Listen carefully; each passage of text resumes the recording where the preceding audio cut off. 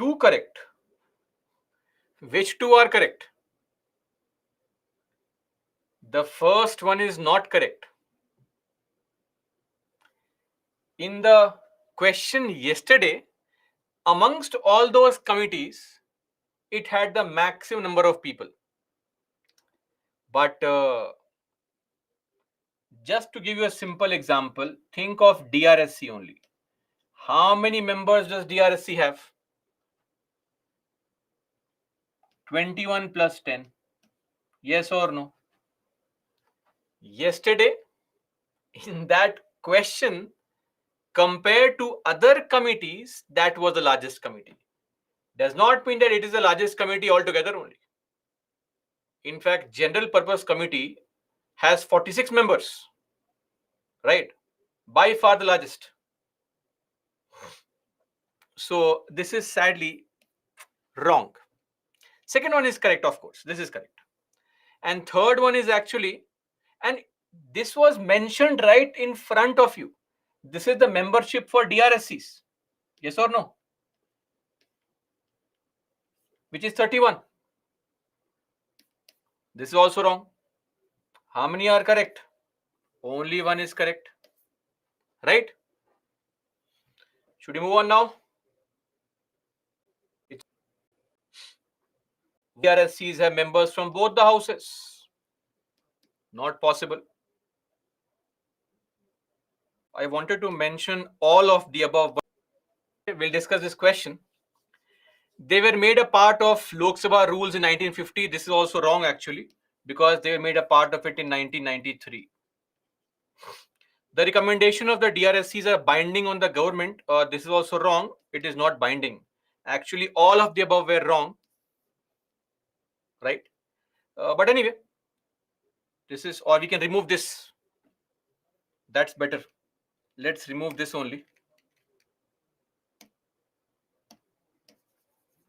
So, none of the above are correct. Okay? Oh, by chance, some of you, a lot of you got this. So slow. Plenty of time to read the question. Anyway, start questions. How many days of prior notice? 15 days of prior notice. Yes or no? Oh, Divyanshi, me and still my answer is correct. Then you are doubly wrong, Divyanshi.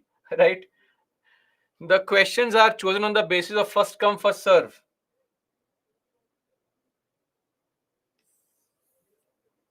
Lottery system, we call it draw of lots. Right? Not more than how many questions? 20 questions per day. One member, one question. Not more than 20 questions per day. How many incorrect? 2 are incorrect. Okay. Not a constitutional office, so 1 is wrong. These 2 are correct statements. No problem there. So A, 2 and 3 being the right answer. Okay. And the answer says, okay, pool substitution with a lighter form, changing the nature. This is respite and this is remission. Interchange. Respite means what? Lesser sentence for a small period of time. What is remission? When you reduce the period of punishment without changing the character. So 1 is wrong, 3 is wrong. How many are correct? A, only 1.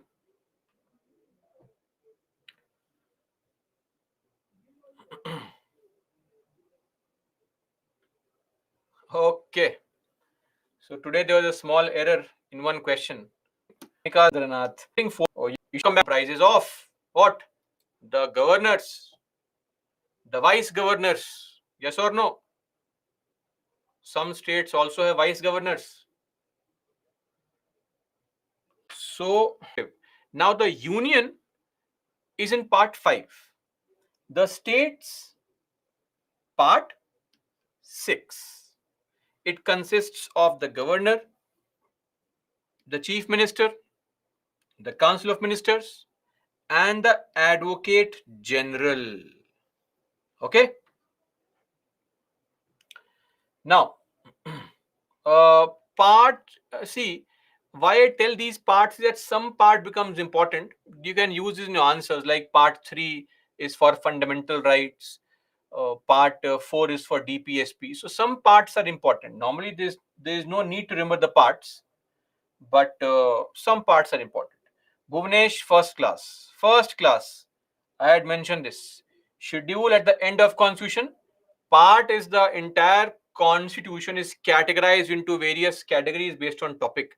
That's called part. Now, first things first, governors.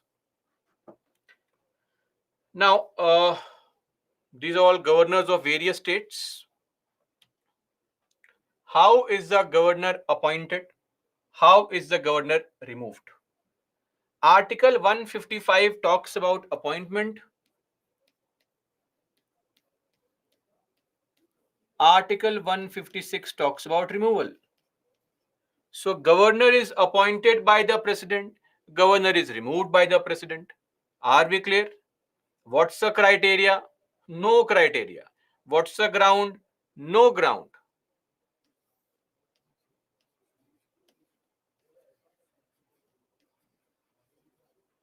No ground or process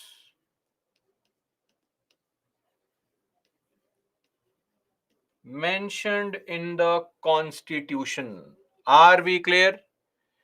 This person is subject to the removal at any point of time, though there is a tenure. Tenure of how many years? 5 years. But still,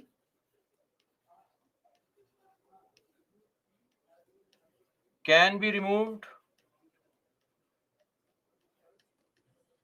or transferred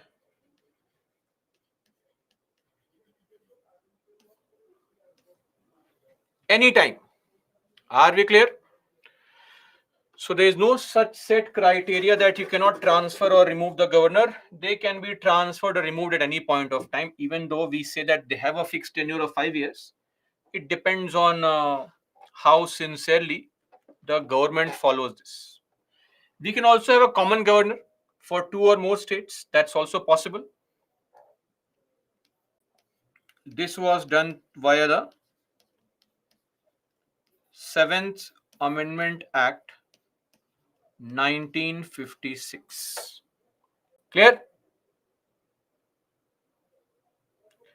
And we also have a qualification for the governor. It is mentioned under Article 157. Look at the qualification. You have to have age of 35 years or above, and you should be a citizen of India. That's it. Only 2 qualifications mentioned in the Constitution. Nothing else is mentioned. Are we clear on this, everybody? Now look at the appointment, look at the removal. Right?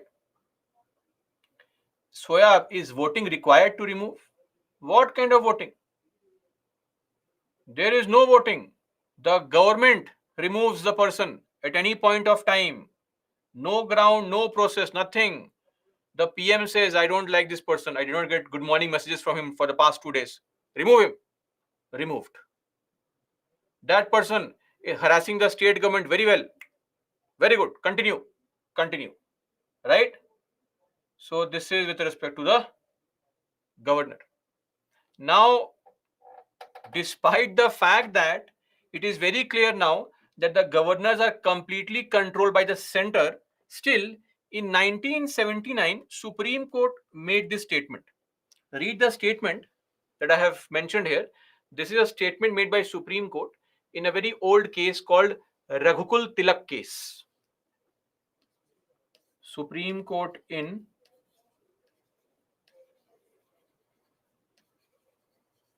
Raghukul Tilak case, 1979. What can we say?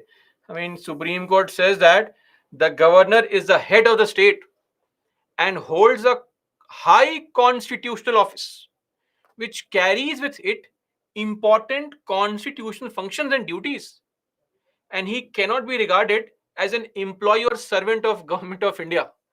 Please, guys, take this statement very seriously. The governor is not the employee of central government. Even though you may feel that this is happening, but still, the governor is not the employee of central government. So whenever you see the governors are disrupting the state's activities, they are doing it on their own, is what you should believe, right? Because Supreme Court has said this, so we should believe in all this. But on a very serious note, this is what you have to also mention the answer as well, that the governor's post is an independent constitutional office and should not be seen as subservient to the central government. Clear? Okay.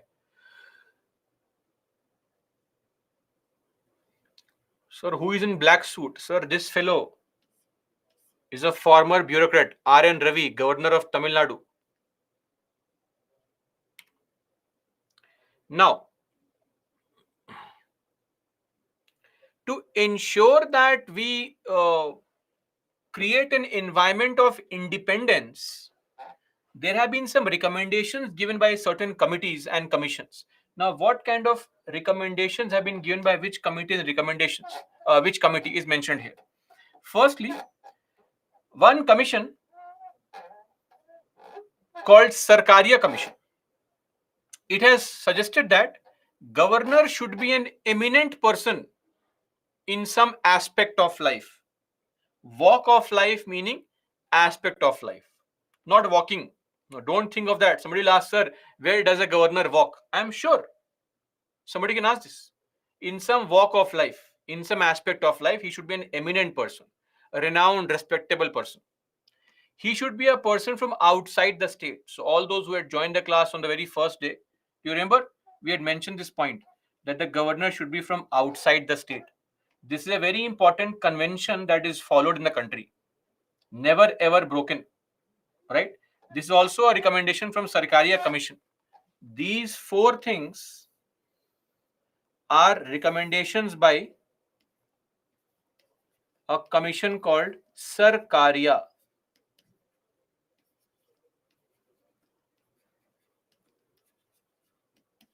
Sarkaria Commission 1983 to 1988. Okay. Now,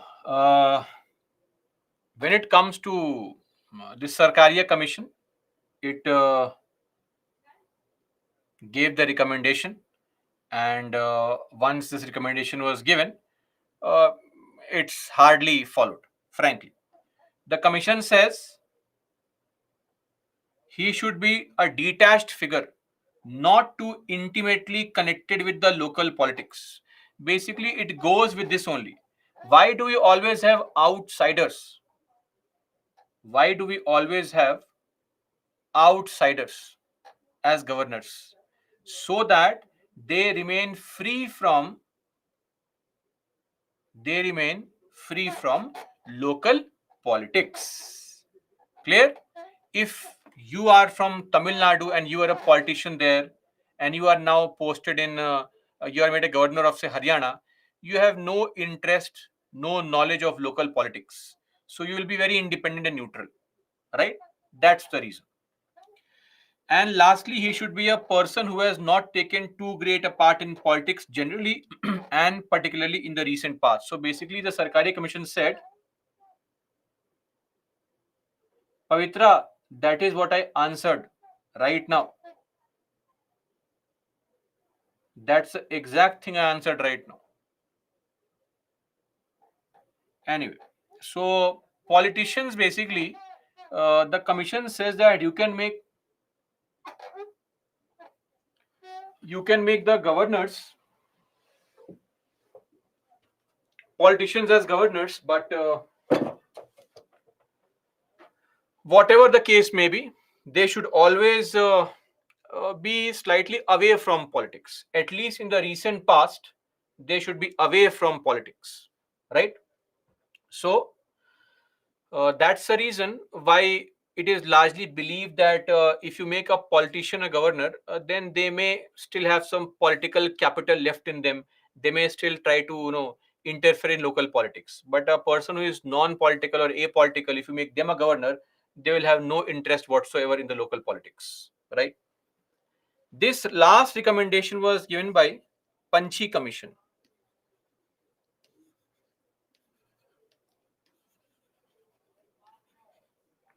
Panchi Commission, which was formed in 2007, continued till 2010.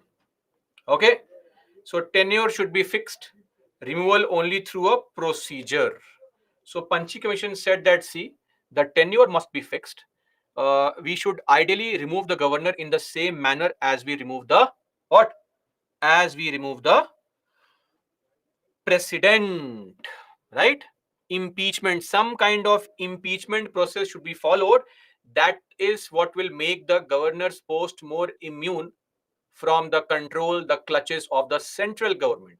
Otherwise, central government will simply control the governor and ask them, come on, bark. And the governor, literally, not literally, figuratively, the governor will completely be at the mercy of the central government, and center says, come on, attack, and governor starts attacking. This is what happens actually.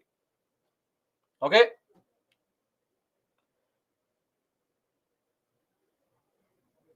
Karthik, but Tamilisai Rajan was a BJP leader. Yes, she was. These are only suggestions, my dear innocent aspirants. Suggestions that should be incorporated.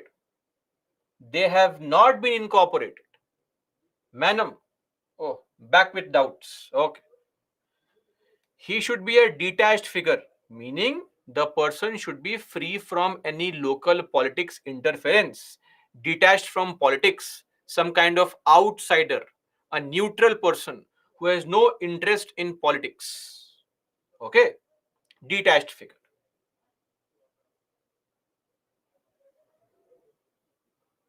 Are you clear? So yeah, sir, if governor is not a politician, then what type of person can be chosen as governor? IAS officers. You'll be surprised to know that in the year 2012, more than half of the governors were retired civil servants, especially IAS officers. Today's motivation: study properly, clear the exam, become IAS. If you retire, after that also there's scope. You can be the governor also, right? The fourth highest in the order of precedence. Clear? This is today's motivation. Okay, let's move on now.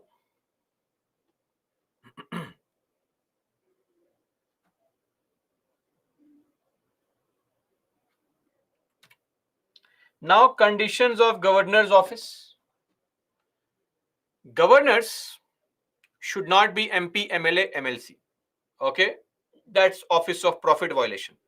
They should not hold any other office of profit also, right? And one more thing, their emolument. Now, don't ask me what is emolument. I think you know emolument means salary, money. When you work so hard, you get some money. That is called emolument. And allowances cannot be diminished during their term of office. Let me tell you something. The salary of the governor is mentioned in a law called Governors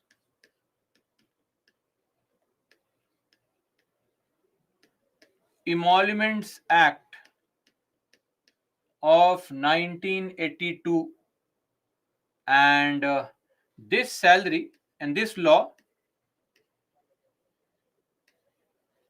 is made by Parliament. Are we clear? So the salary of the governor is decided by the Parliament, and we know very well the salary is mentioned under which schedule. Can you please tell me? Okay, who is writing schedule 3? Schedule 2. Governors also take an oath This oath to the governor is administered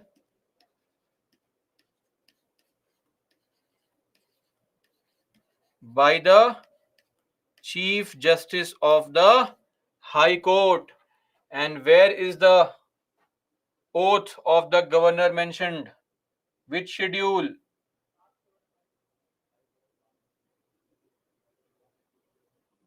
How sweet. Not a single correct answer. All wrong answers. Anita, the only person with the correct answer. Schedule 23. Arey. Kavana, now you have changed it, I think. Pranav, okay. Ritesh, now some people are mentioning correct answers. The third schedule contains the oath of ministers, legislators, people who are contesting election, and Supreme Court, High Court judges and the CAG. Right? So, this oath is not mentioned in Schedule 3. It is mentioned under a separate article, just like the oath of president and the oath of vice president. Are we clear?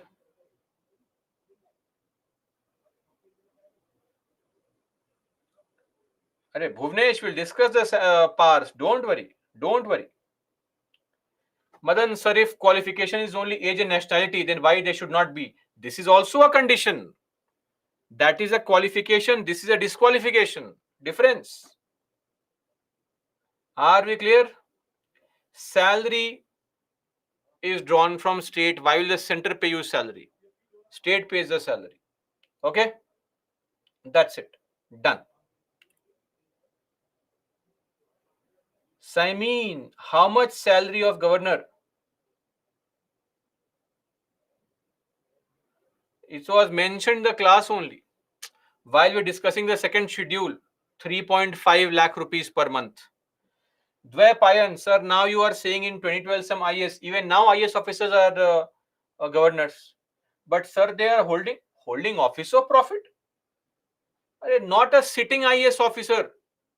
Sir, retired. Why will a sitting IS officer become a governor? Retired. Retired. Okay? Yes, yes, salary is charged.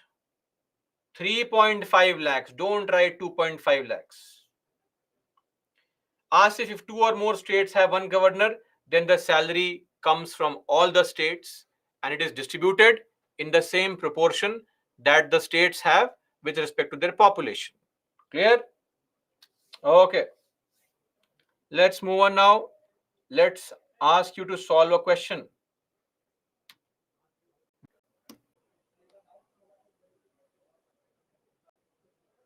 Payments and allowances of the governor shall not be diminished. This is correct.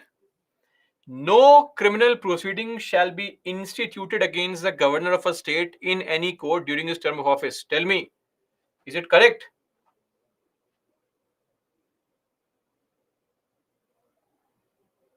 Which article do I write here?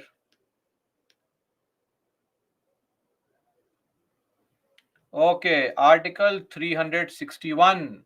The immunity given to the president and governor, no criminal case, no jail, no arrest, etc. Diminished means reduced. One is also correct. C. Both 1 and 2 are the right answer. Okay.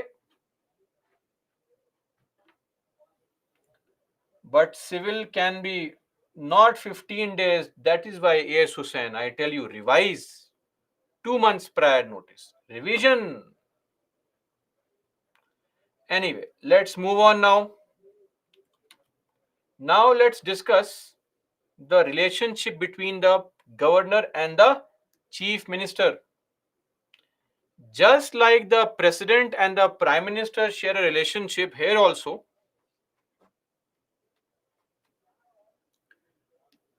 you have Article 74. Do you remember Article 74? I am taking this huge risk. Binding advice. Okay.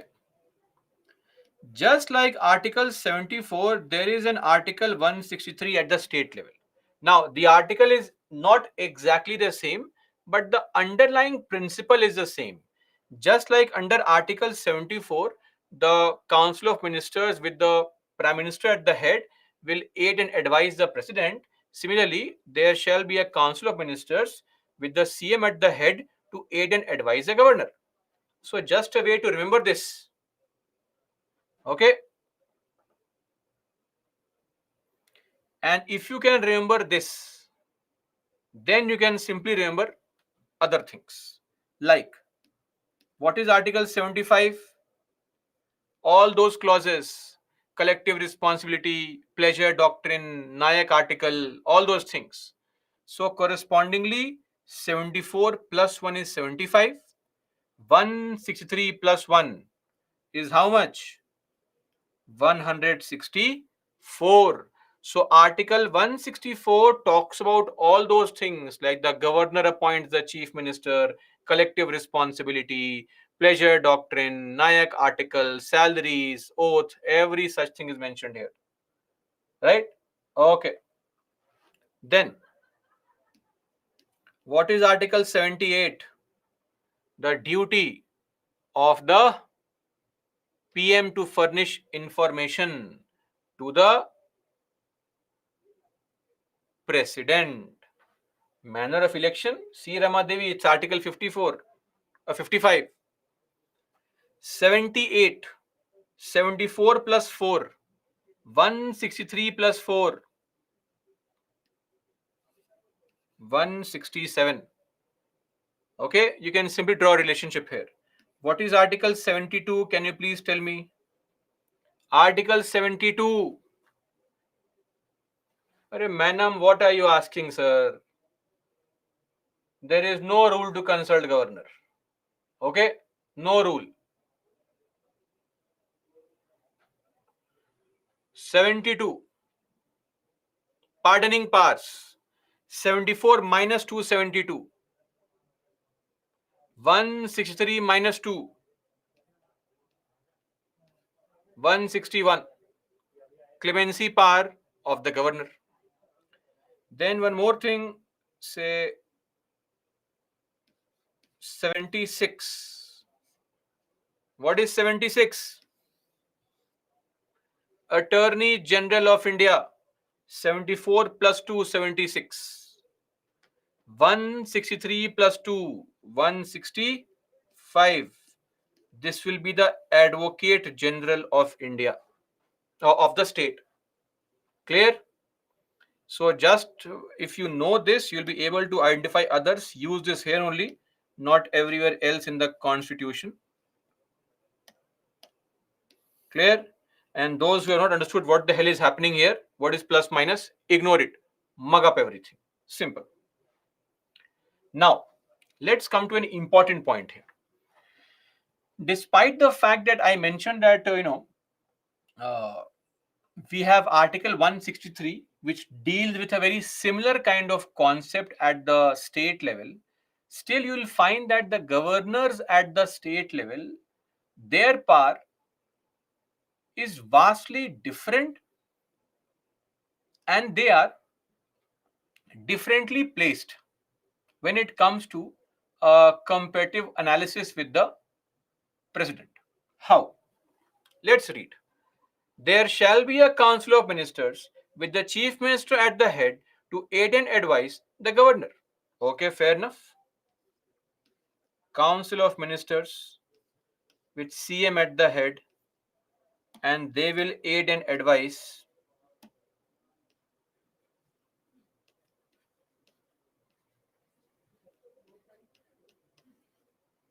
the governor in the exercise of his functions. Now tell me, is it mentioned here that the advice is binding? It is not mentioned. In fact, on the contrary, except insofar except insofar as he is by or under this constitution required to exercise his functions in his discretion. Forget making it binding. It is not mentioned here, right? In fact, on the contrary, what is mentioned is that a governor can also enjoy discretion. Governor enjoys discretion, meaning he can take some decisions on his own. But the point is, who decides? That's a question. Who decides on what topic a governor can act on his own and on what topic he should take advice? Let's continue. The next clause of the same article. If any question arises whether any matter is or is not a matter with respect to which the governor is supposed to act in his discretion, the decision of the governor shall be final. Are we clear? Who decides the discretion? The governor himself. Look at the amazing power that he enjoys.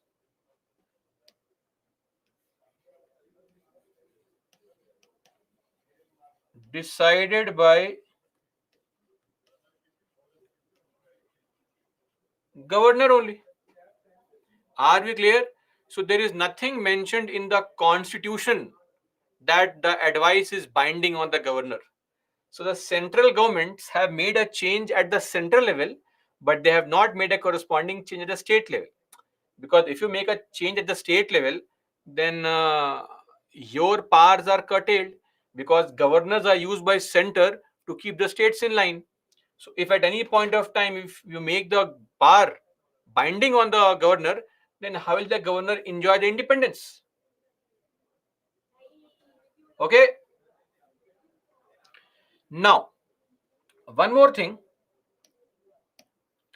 Even though it is not mentioned that this is binding, still, Supreme Court on various occasions has said, and we also know, Panchi Commission has also said, that it does not mean that the governor will act on his own. Why?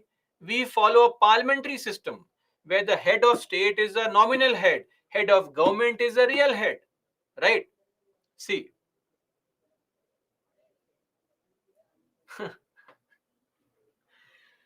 Rahul says, Sir, I am so sorry, but can you please repeat all of it, as I was a little busy? The sense of entitlement. Oh, what can I say?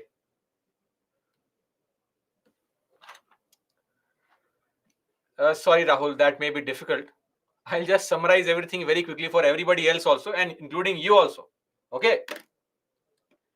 So, the point is that I just mentioned this point. Let me just come back a bit and say that even though in the entire constitution it is not mentioned that the advice of the ministers is binding on governor, in fact, it goes on to say that there are some discretionary powers that the governor can enjoy on his own. But since we follow a parliamentary setup, it is not to be mentioned. It is implied that you have to always follow the advice of head of government, right? And I think Panchi Commission had also mentioned this point, that the area for the exercise of discretion is very limited.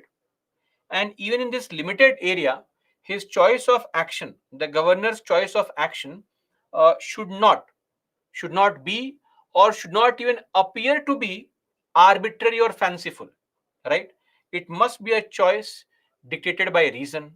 It must be a choice activated by good faith and tempered by caution. The idea being that the governors don't really have discretionary powers, and if you are trying to enjoy some power on your own, please do it with proper reason, because that's the whole logic. The people have voted for the MLAs who are choosing a government. They are responsible to the people. Governor is an appointed authority. Okay, that's it.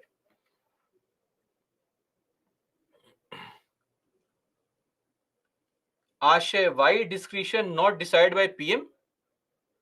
This is a constitutional provision.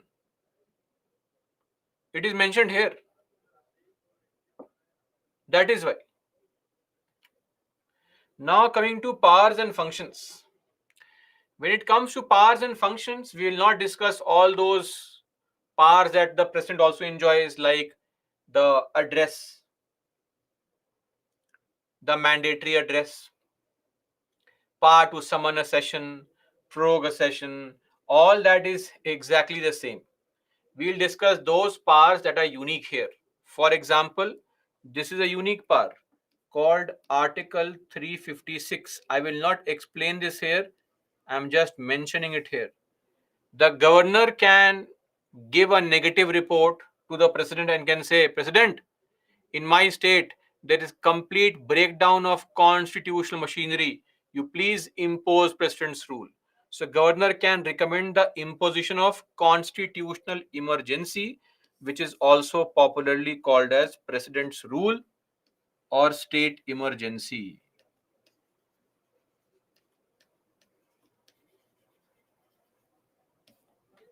Are we clear? When we study emergency powers, we'll discuss all these provisions. Then governors act as chancellors of the state universities. Now, this post of being a chancellor of the state university is not mentioned in the constitution. It is as per the university laws in various states.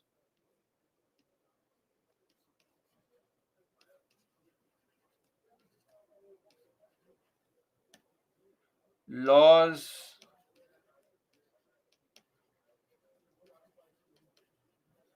in various states. So, in your state, if there is any state university, the chancellor is the governor automatically. But please understand that this is not some kind of real power. It is just a formal or a ceremonial position.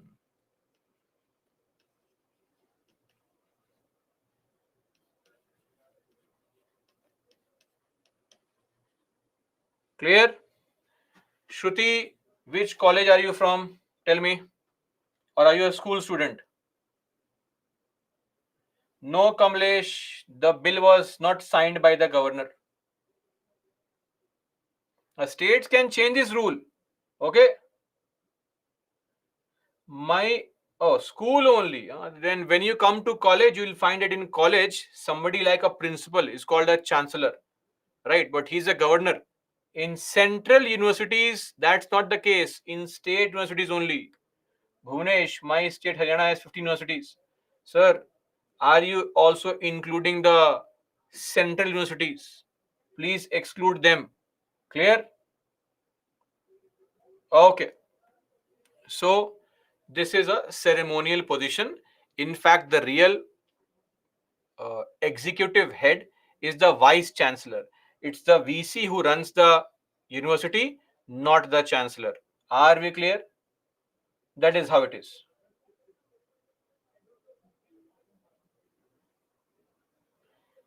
Yes, Shruti, absolutely correct.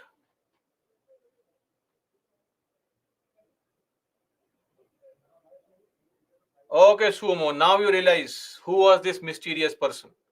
It's a standard provision across the country.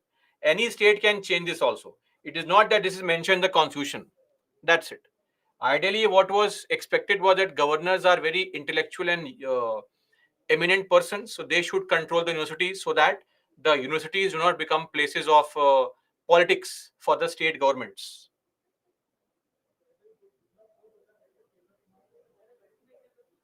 Pihu, sir, he provide degree to children of university. Yes, in the functions and all, he will come, sit in the Founders' Day, etc. He'll come and sit, have free food, watch the dance and cultural programs, and go back home. That's it. Okay. Handing over degree does not give you any power to run the college. Okay. All these investiture ceremonies, convocation ceremonies, all these things. That's the situation where the governor comes to your college. If you are in a state university, not some private university. Okay. Then some other legislative powers.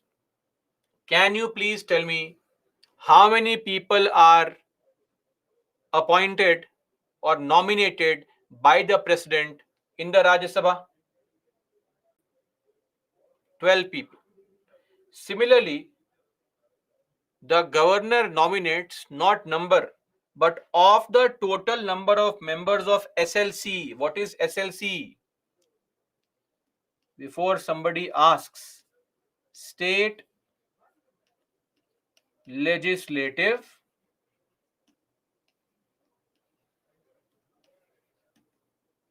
Council.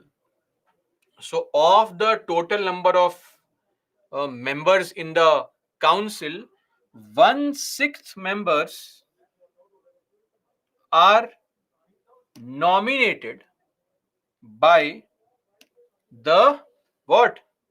Governor from 5 different fields. 5 fields: literature, science, art, social service. These 4 are common with the Rajya Sabha also. One more field, that is cooperative movement.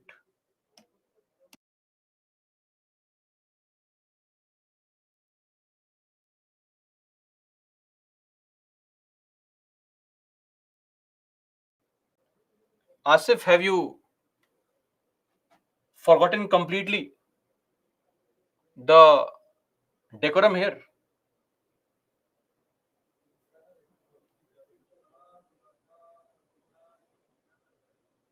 What kind of behavior is this here from some of you? It amazes me how you can write any random statement.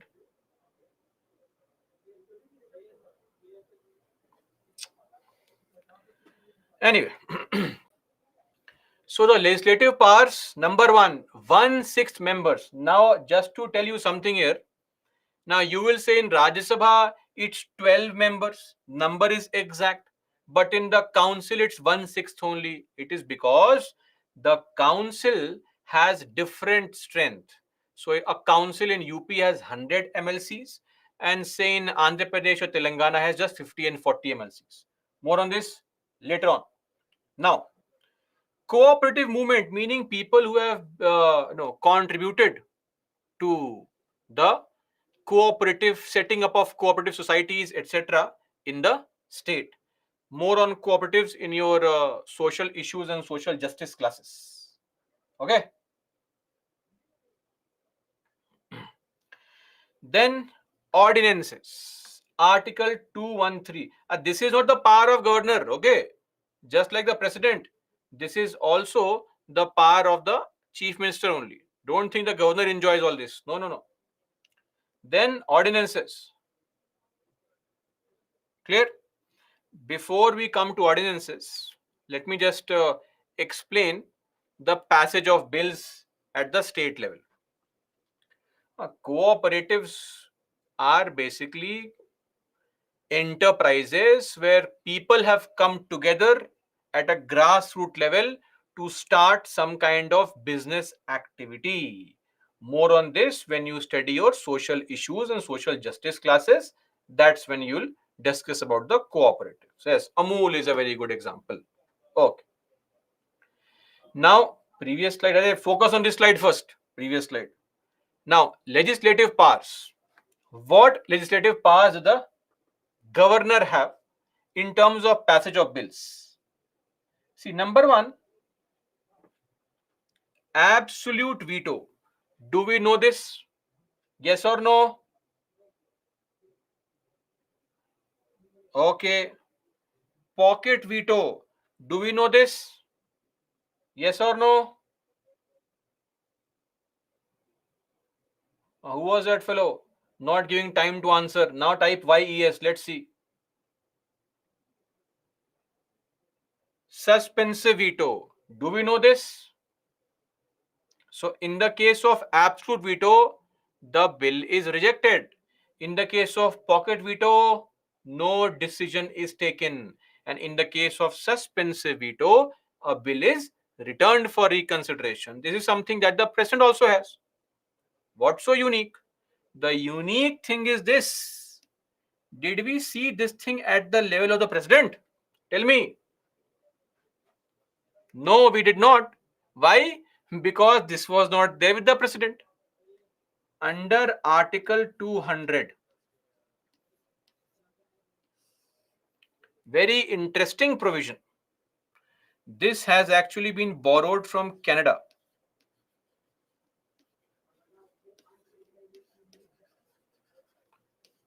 In their constitution, there is one section 55, not important. That's there. Now, what is this referential veto? Think of it. State legislature. What is a state legislature? The state legislature may comprise of the legislature. Guys, one or two people. By Mr. Ashay, just relax. What is the power of governor? What is his real power? Not his real power. I mentioned in the PPTs. Don't panic. Okay? It's all mentioned here. Discretionary powers, explicit and implicit. So there is no point in writing it everywhere. Stop this spoon feeding habit. You have to be an IAS officer, run the entire district. If at all that ever comes to a situation. Now, state legislature will pass the bill. Yes or no? Pass the bill. This bill goes to the governor. Now, governor can use absolute veto, pocket veto, suspensive veto, or can also sign the bill. All that drama you understand. My point is, governor can also do one thing. There can be a certain situation. What kind of situation I'll discuss shortly. Here, examples are mentioned here. We'll come to it shortly.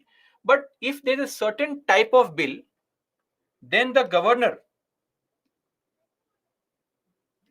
can send this bill or can reserve the bill for the consideration of the president. Are we clear? Can reserve the bill for the consideration of the president.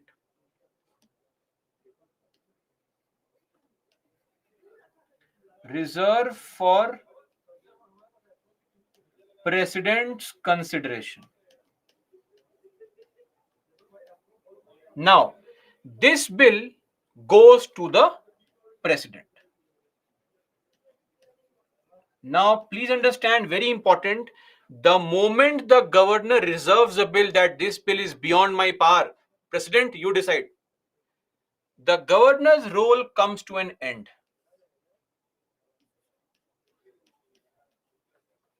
After this, on the bill, that is,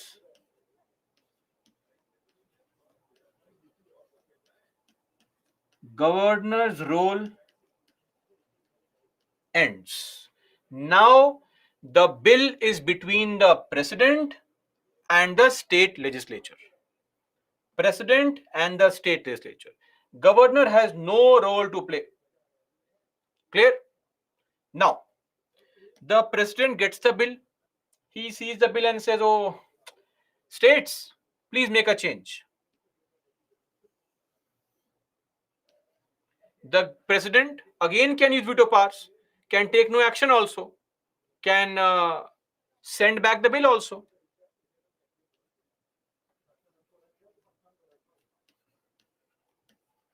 Sends back for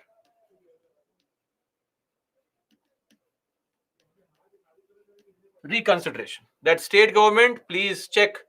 I don't like this provision. Okay?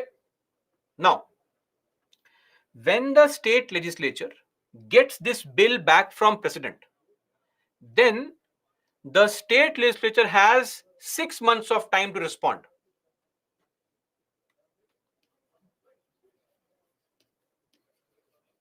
Must respond within 6 months. Two things. Either you make a change or you don't make a change. If you don't respond, the bill is over, dead. If you respond, you have to send the bill back.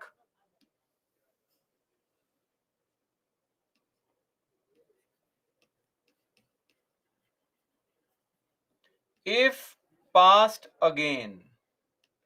Now tell me, if the same situation happened at the central level, if the same situation happened at the central level, that the president has sent back a bill to the parliament and the parliament passes the bill again, should the president sign it? Mandatory? Of course. It is binding on the. Who is writing 1978 amendment? Not 1970. That is for Council of Ministers. When the bill comes back at the central level, the president had to sign it.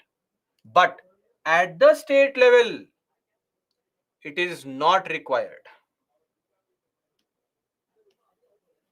May or may not give assent. Are we clear on this? The state legislature cannot give binding orders to the president. That's not possible. The parliament can, the state legislature cannot. Are we clear? Everybody, no doubt. Okay. Now, one small point. When I am mentioning this word president here, who is sending back the bill in case of presidential reference veto, who is actually sending back the bill? The president or the central government? Tell me. It is actually the central government here. Unlike the case of veto power of the president, the veto power of president is only with respect to the parliament. Here, this is the power of central government. Are we clear? Please don't be confused.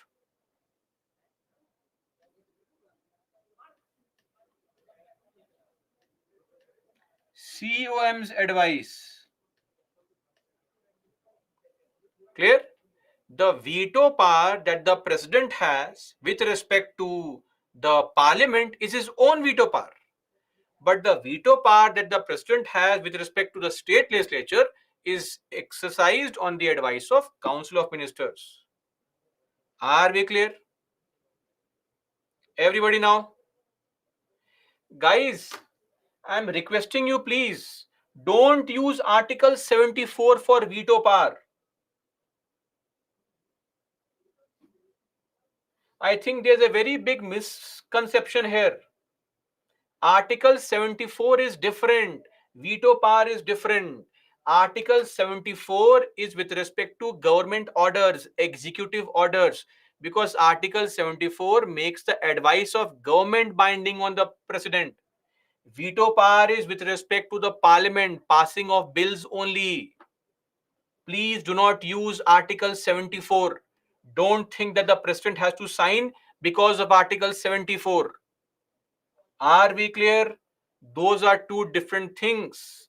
Article 74 is with respect to the ministers. The veto power is with respect to parliament.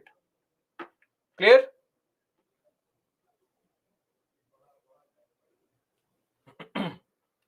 Okay.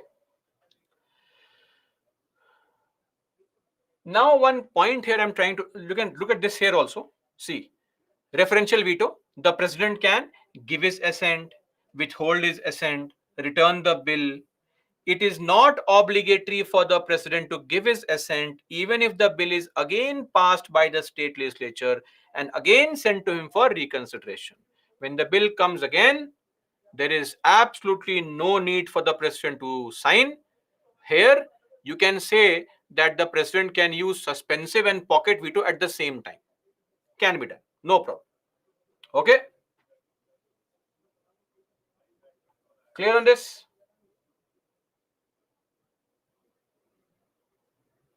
Pranav, can president send back the bill for reconsideration? Yes, he can here. But once it is sent again, then no.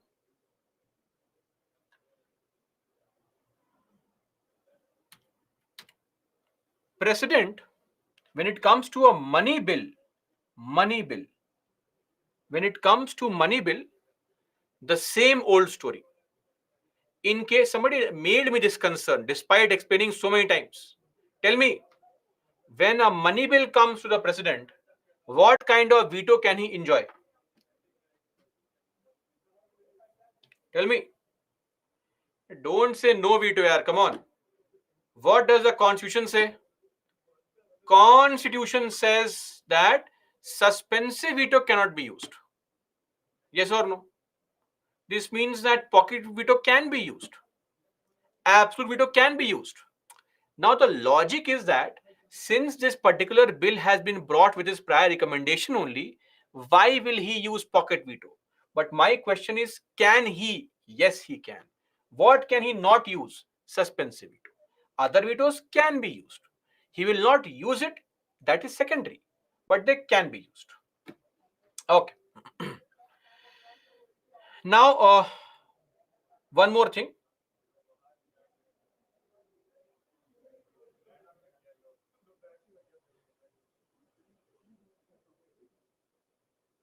Guys, let me just clarify one thing here. I think I saw two questions, one from Bhuvnesh and other from, I think, somebody, Abhishek maybe.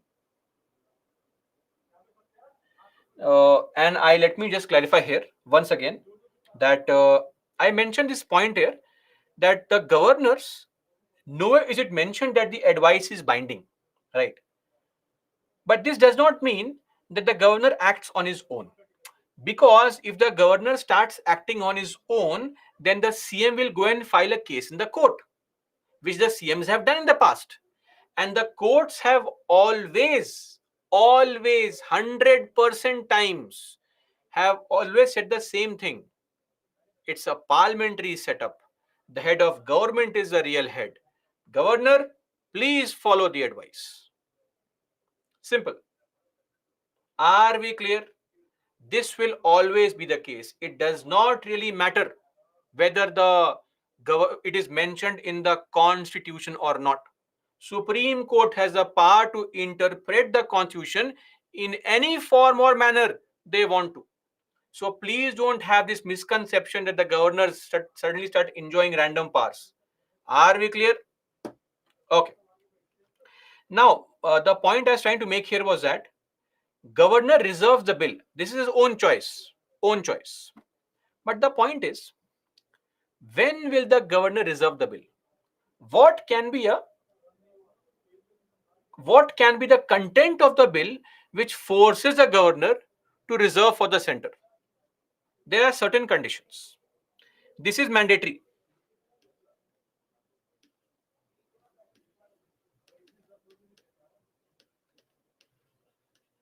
Constitutional obligation.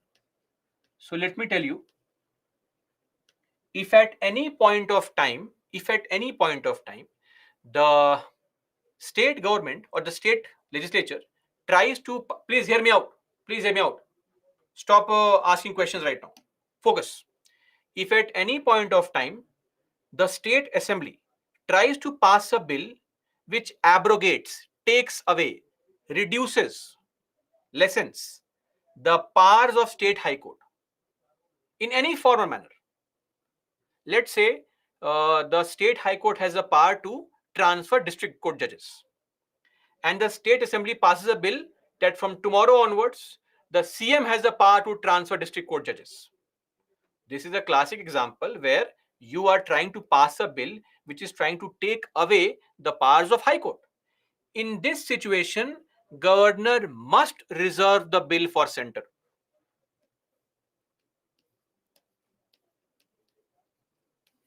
Governor must reserve the bill for the president. All these cases, these are optional cases. Discretion of governor. So basically what we want is that the state government should not try to pass any kind of bill which hampers country's interest. A bill which is ultra vires the constitution. What's the meaning of ultra vires?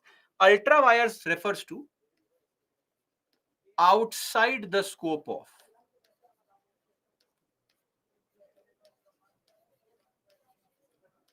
or beyond the scope of.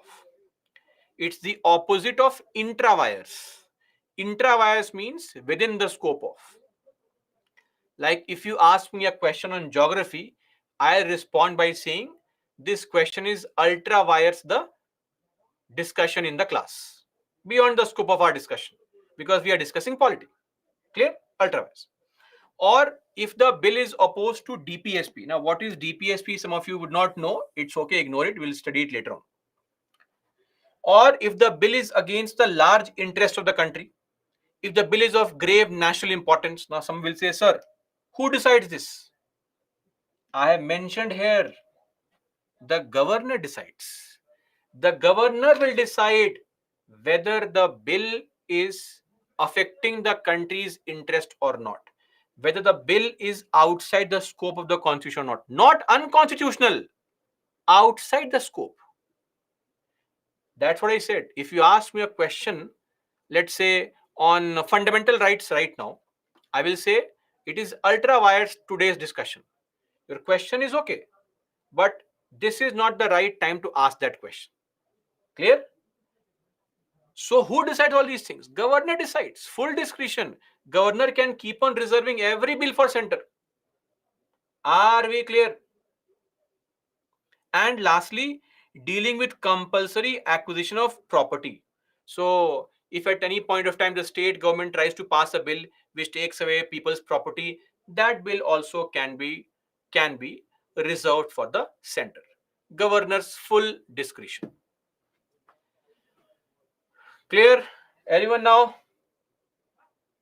Now can I ask a simple question? In the very first class, we were discussing about lists. Remember? Which schedule? Adnan, last point we'll discuss under fundamental rights. Don't worry. Which schedule? Schedule 7. Okay. Very good. Who is writing schedule 1? Schedule 7. Okay. Fair enough. Very good. Very smart. Genius. Amazing. Hats off to all of you. My second question. On the list number 3, that is concurrent list. On concurrent list subjects, both center and states have the power to make laws. Yes or no? But center has overriding power. Meaning, if there's a conflict between center and states, then who has overriding power? Center has overriding power. We all agree. Very good, amazing, great. Can there be a situation that there is a law made by center on a union list subject, on a concurrent list subject? There is a law made by center on the concurrent list subject, and the state government or the state legislature tries to make a law on that same subject which violates the central law, and the law made by state exists also. Is that possible? Tell me.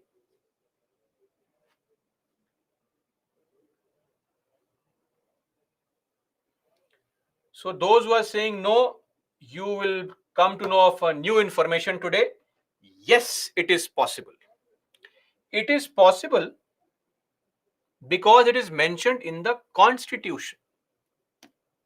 One very, very important point.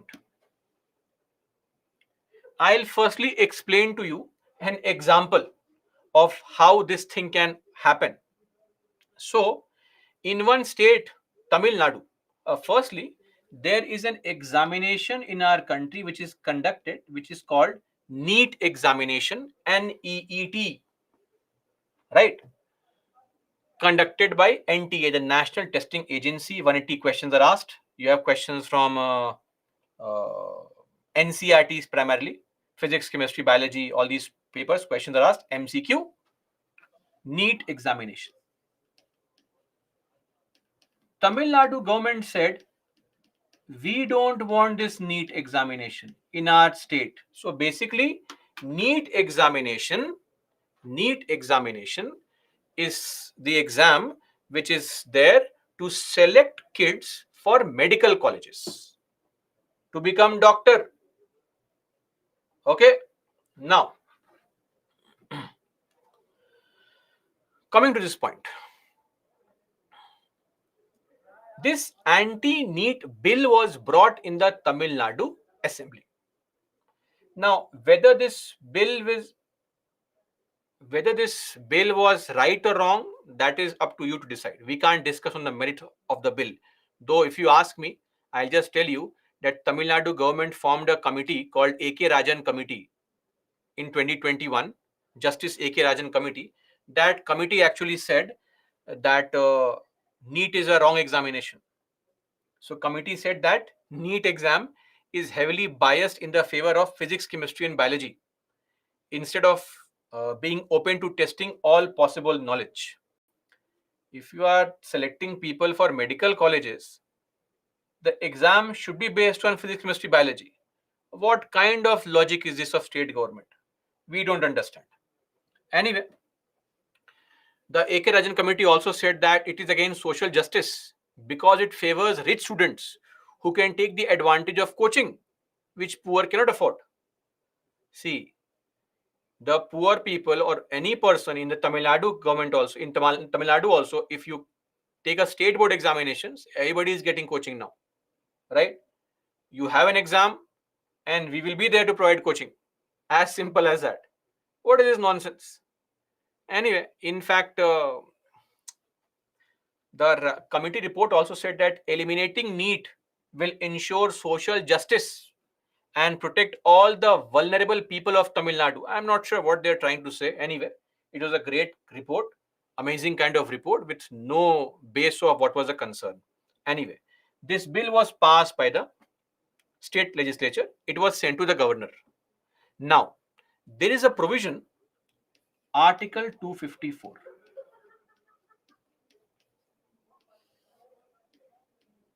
This article says that if the state government tries to make a law on a concurrent list topic which is repugnant, meaning opposed to a central government law on the same topic, the law can still continue if if the president gives consent, meaning the central government allows. So, governor may reserve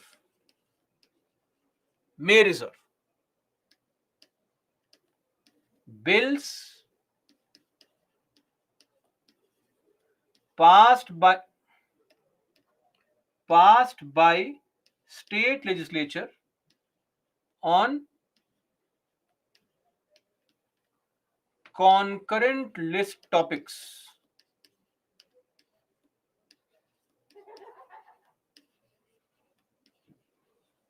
repugnant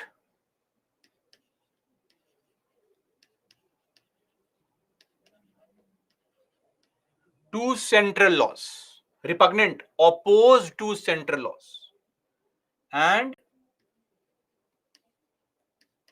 such laws can continue if president gives the consent.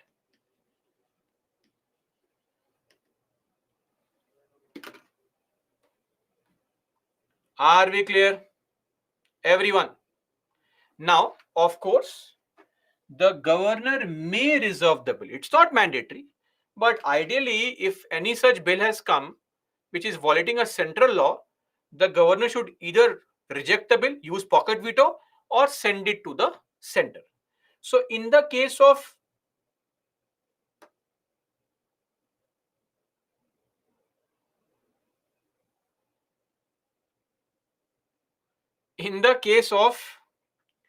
the I'll repeat. Don't worry, don't panic. I just saw somebody's text, so somebody's message here on some background noise.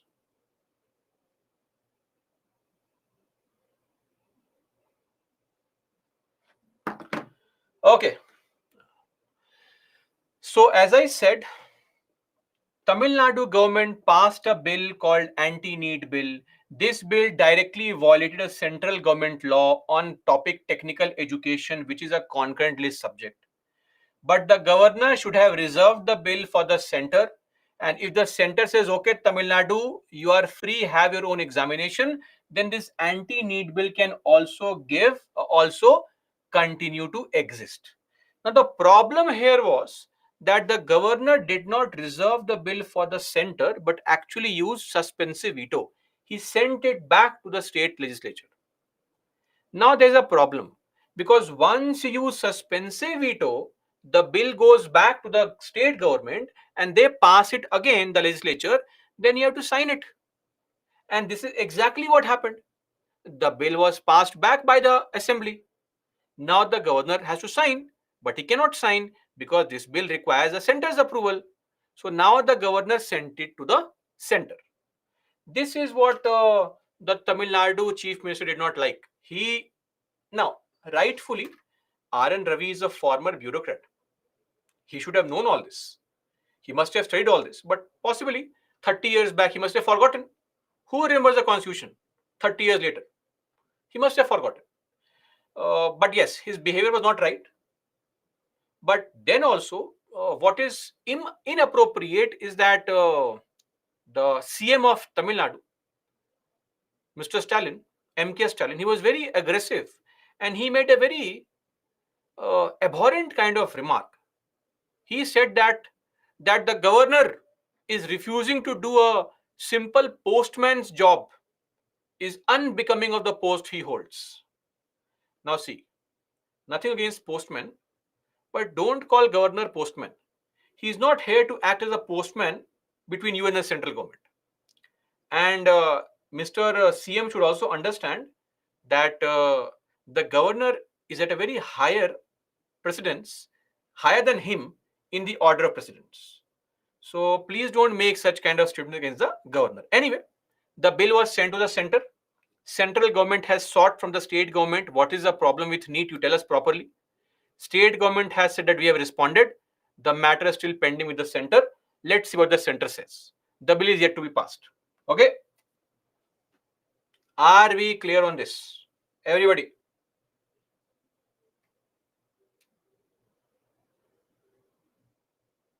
No doubt now?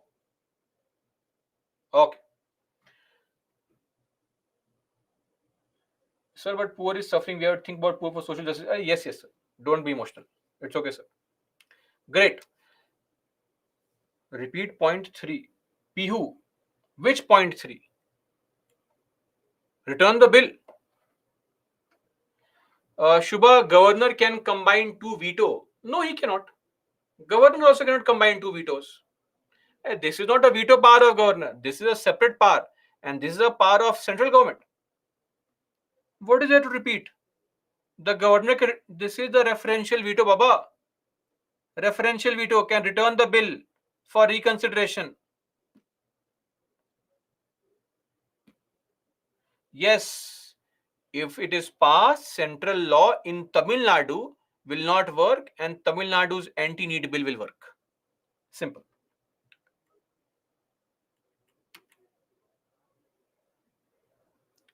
Yes, A. Hussain, no problem. Okay, are we done now with this? If we are done with this, then I can proceed and help you understand. Soumya, why can you not return a money bill? Because money bills are not returned in general, right? You can either accept it or reject it. Don't sign it, can't return it. Simple.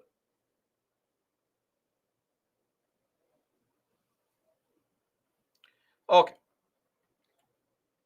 Now coming to ordinances, I think we have seen ordinances. I hope you remember ordinances, right? In fact, all the cases we saw in DC Vadva or Krishna Kumar Singh were cases with respect to state government only, not the center. Those are all governor's ordinances issued by state governments like Bihar. So ordinances are mentioned under Article 213, 213, and they are promulgated by the governor when either house is not in session. When either house is not in session. Now, just answer yes or no. The limit of legislative powers of state is also a limit on the executive power of state. Tell me. Yes or no?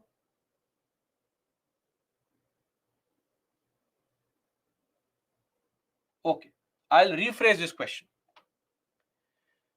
Whatever state legislature cannot do, the state government also cannot do. Yes or no?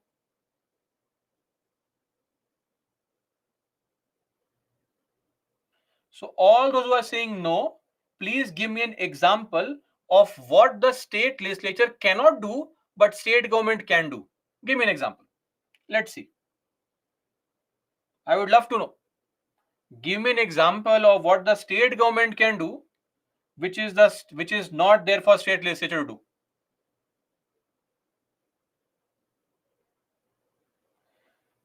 Not their executive powers, the limit of the power.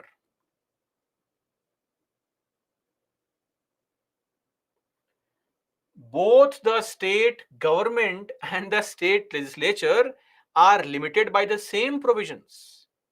Yes or no? It is exactly the same. Don't give me the exact functions to perform. I am talking about the legislative limit and the executive limit. Clear? This means what? If the state government, if the state legislature cannot make a law on a union list topic, can the state government make an ordinance on union list topic? Tell me.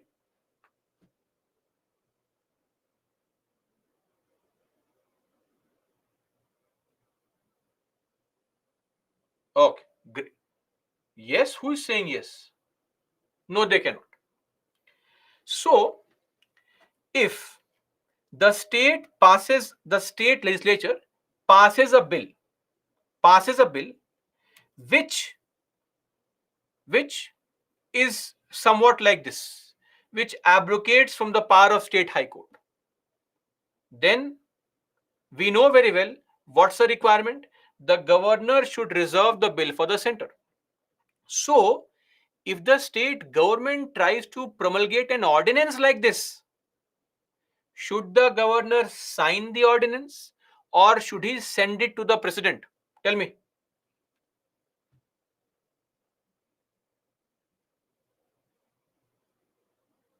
President, of course, because we know very well that the state legislature has no power. How can the state government have the power? That's the exact same thing I'm trying to express here. Following ordinances cannot be promulgated without the president's instruction. If the governor would have deemed it necessary to reserve a bill for the consideration, which article are we referring to here? This is Article 200 type situation. Yes or no? If the same case was there for the bill, governor should have reserved it.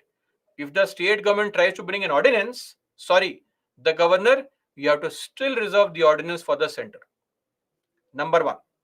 Number two, if the Tamil Nadu Assembly passed the anti-NEET bill, now in this case, the governor has to reserve the bill for the center.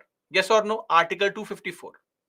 My question to you is, if the Tamil Nadu government tries to promulgate anti-NEET ordinance, what should the governor do? Tell me. If the Tamil Nadu government tries to give an anti-NEET ordinance, should the governor sign the ordinance?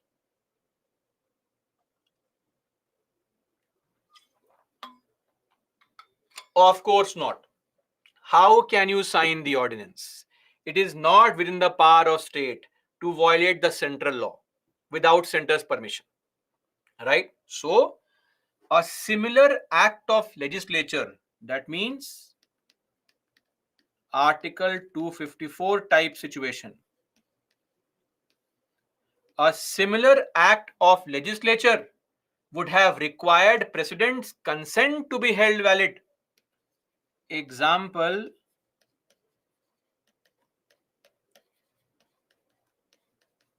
anti-NEET bill. What if there is some kind of anti-NEET ordinance? It is not there. I am just mentioning it here.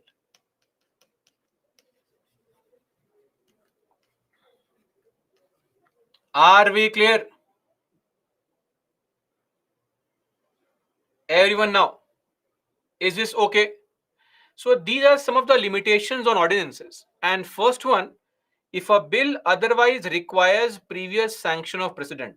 So you don't know this, but the example is budget during financial emergency. So when we study financial emergency, you'll understand that during financial emergency, the center can ask the state governments, don't dare to pass the budget, show it to me first. How dare you pass the budget? So that is an exceptional situation which we'll study later on. Clear?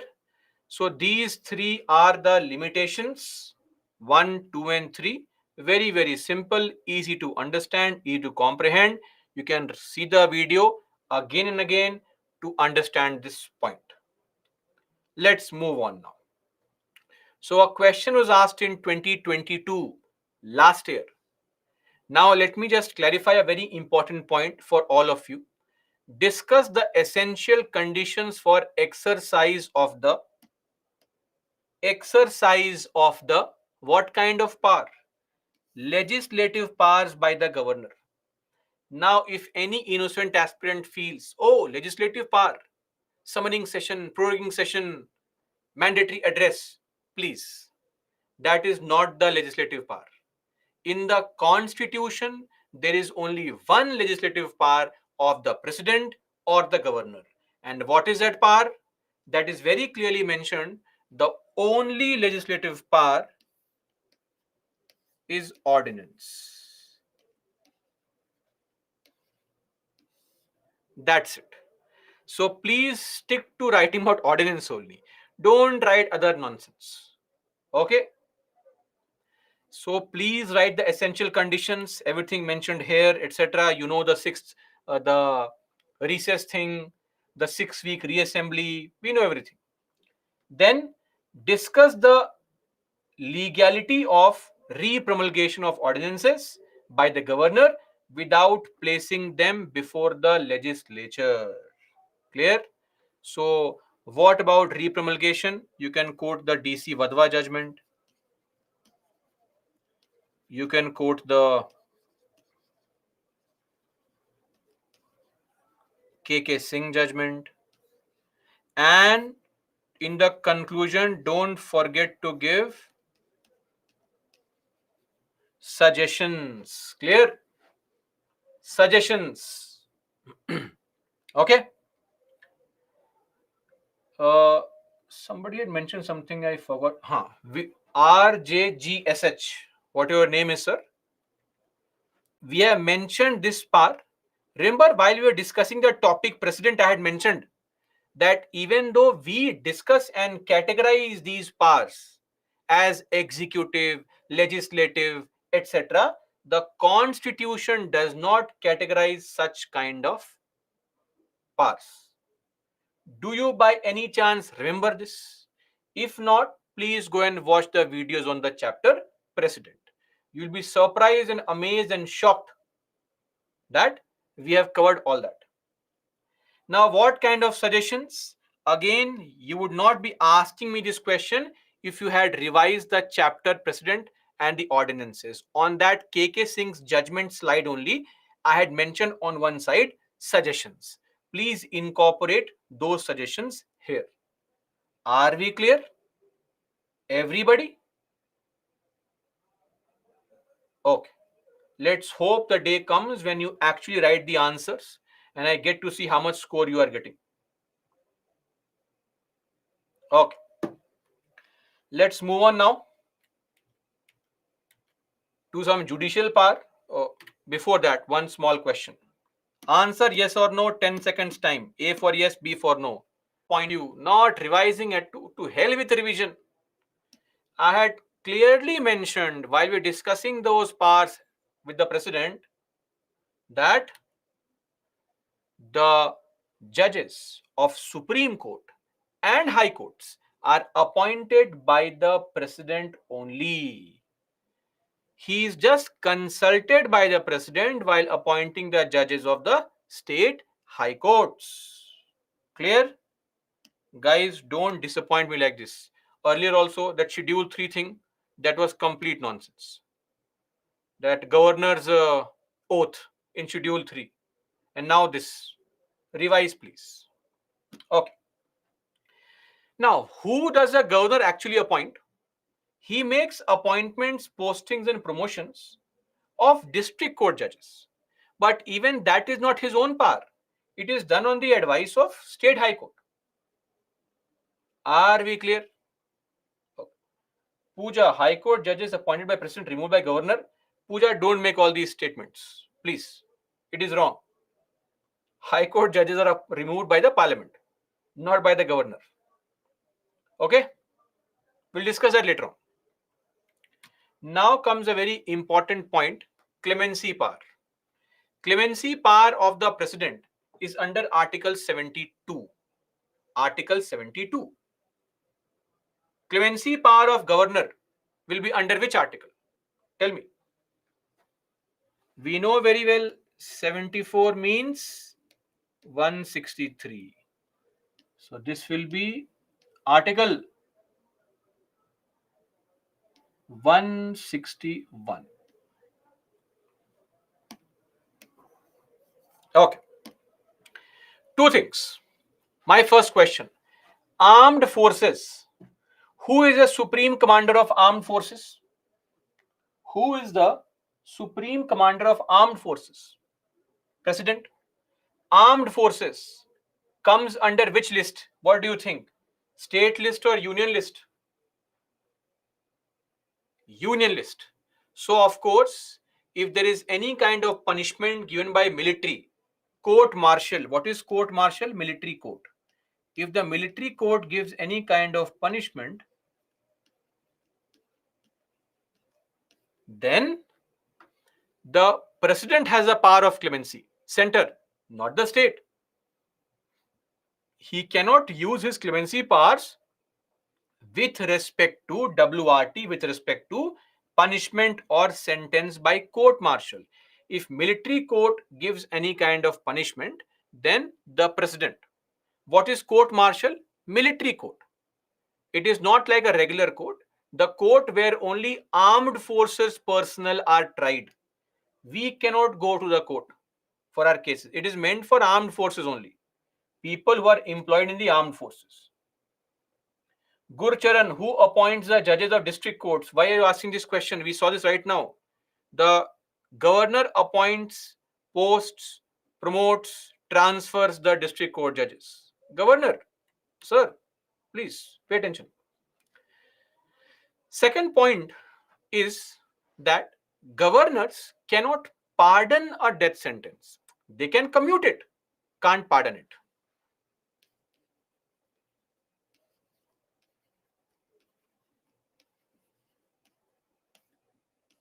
Can commute it, but they are not allowed to pardon a death sentence. So we actually wanted this power to be there only at the central level so that it is not misused by the states, and hence the pardoning power of death sentence has been taken away. That's it.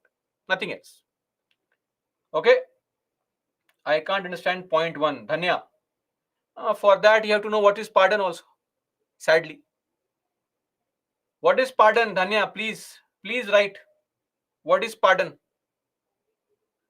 Did we understand this? Governors cannot pardon a death sentence. Meaning, when you pardon somebody, you remove all the punishment. The person is free to go. That is called pardon. Absolved of all the guilt. That's called pardon. Completely free. That can't be done. The president can do it. Governor can. What can the governor do? Governor can commute your death sentence. Somebody did ask this. Devyani, what does commute mean? Amazing, amazing. Great. Commutation means changing the nature of punishment, the character of punishment. So, if you are given death sentence, the governor can say, okay, death sentence now change to lifetime jail. That's possible. But death sentence can never be pardoned by the governor. Are we clear? Everybody? Yes, clemency powers are very normal. They are used on a regular basis, nothing unique. Thousands of cases. But I wanted to discuss something else here, which is beyond this scope actually. Uh, okay, time is up. Let's take a break. So after the break, I'll actually explain a very important point here. The point is of Bilkis Bano case. Do you remember the Bilkis Bano case? In the Bilkis Bano case, that was in with respect to Gujarat. What was the case all about? See, in the case of Bilkis Bano, just 2-3 minutes. What happened was that as far as the situation goes, now I will not get into the details of how the riot started and stuff. That is for you to search and study. Basically, some people who were Kar Sevaks were returning back from Ayodhya, and the Sabarmati Express train was set on fire. Okay, Kar Sevaks died, pilgrims died who were coming back from Ayodhya. In response, the other community started rioting and people started fighting. Okay, so in this case, on 28th of February 2002, Bilkis Banu fled her village, Radhikpur. It's in Dahod district, with her small kid and around 14-15 other people. Now, a few days later, she was attacked by a mob and only 3 people survived. Okay, only 3 people survived, of which she also was a survivor. And they, of course, raped her. The child was killed. All these things happened, right? We know very well that if left on their own, human beings are uh, prone to extreme violence. Anyway, uh, when the NHRC, Supreme Court, CBI, everybody is very active in this case, then it was found that the courts there, they could come under the influence of the state administration. So the Supreme Court asked that please move the case to Bombay High Court. It was moved because Bilkis Bano was receiving threat also. Anyway, these people were given life sentences, which was upheld by the Bombay High Court also. And Bilkis Bano was given the compensation of 50 lakh rupees. But one of the convicts approached the Bombay High Court seeking remission in 2013. Another convict approached the Gujarat High Court seeking remission. Now, Gujarat High Court said, you please go to Maharashtra government. Bombay High Court said, go to Gujarat government. So these people went to Supreme Court. That who should we go to? Supreme Court last year said, you please go to Gujarat government because that is a point of punishment of the commitment of crime. Anyway, so they approached the Gujarat government. Hear my words, government, not governor, government, and filed for a remission. So far, you have only seen Article 72 and Article 161 because these are constitutional provisions which give clemency power to the president and governor. But there is also a provision, and that provision in our country is with respect to the state government and the central government, which can give clemency power. Are we clear on this? So, what is this clemency power given by the shown by the state government? Under CRPC, the Code of Civil Procedure 1973. I'll just finish this topic in 2 more minutes, guys, and we'll take a break. under CRPC, there is one section 432 which says that remission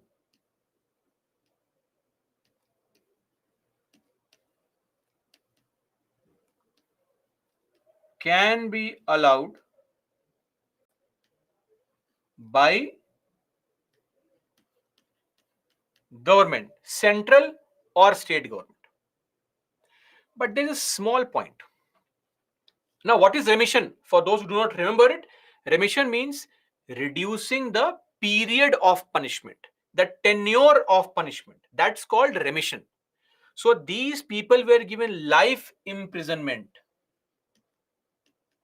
That means jailed for life till the natural end of your life.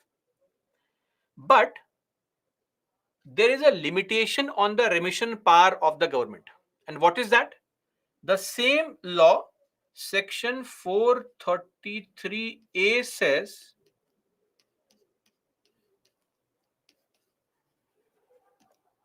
if punishment is life imprisonment, meaning you are jailed for life,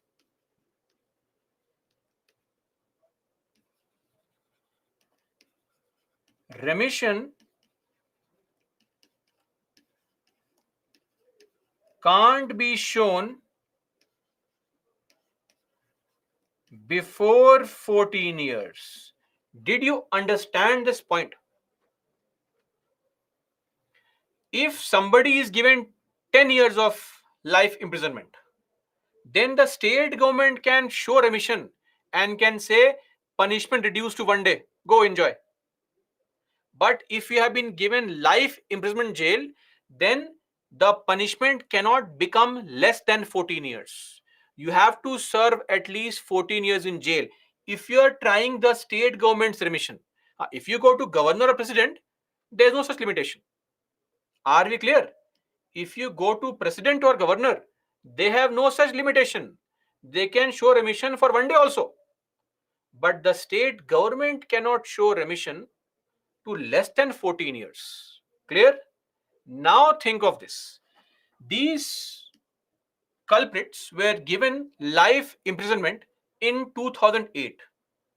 This means they became ready for remission after 14 years in the year 2022. Last year, they filed for remission. The state government accepted because 14 years was over, and that's it. Done. It was approved, and they were all out on from the prison, free to go. Clear? Now, why was the remission accepted and all? That is beyond the purview of the class to discuss. Now, whether there was some religious reason involved or any other thing, we cannot discuss this here. See, there is a rule which was given by Supreme Court in the year 2000 only, Lakshman Naskar case not important, that remission should only be shown for acts which do not affect the society. And remission should only be shown if there is no chance for the prisoner to repeat this offense. And it should only be shown if the convict has no potential left in him to commit the crime. It should only be shown if there is no purpose being served by keeping him in the prison. And it should only be shown if the socio-economic conditions of the convict's family is very deplorable, very poor. We don't really know whether these things fit the bill or not. But sadly, the state government did show remission without even consulting the central government. They should have consulted the central government, and the committee which gave recommendation to show the remission, it comprised of some BJP MLAs also, right? So BJP MLAs were also a part of this particular committee, uh, which gave it a political color as well. And then I would not like to point out how when these prisoners came out, some of the leading politicians politicians who are ministers right now and who have studied in foreign universities, those politicians were garlanding these convicts as if they have come out after some great achievement. They are a shame to the humanity. Whether you are a Hindu or a Muslim or a Christian does not really matter, right? This was a crime committed against a human being, a woman, and it's a shame. Whatever religion committed the crime. But sadly, that's what our country has become completely, right? Anyway, that is all as far as the case is concerned.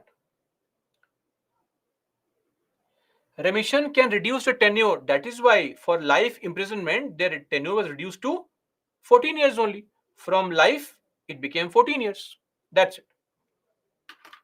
Adnan, anywhere between 45 to 50% marks.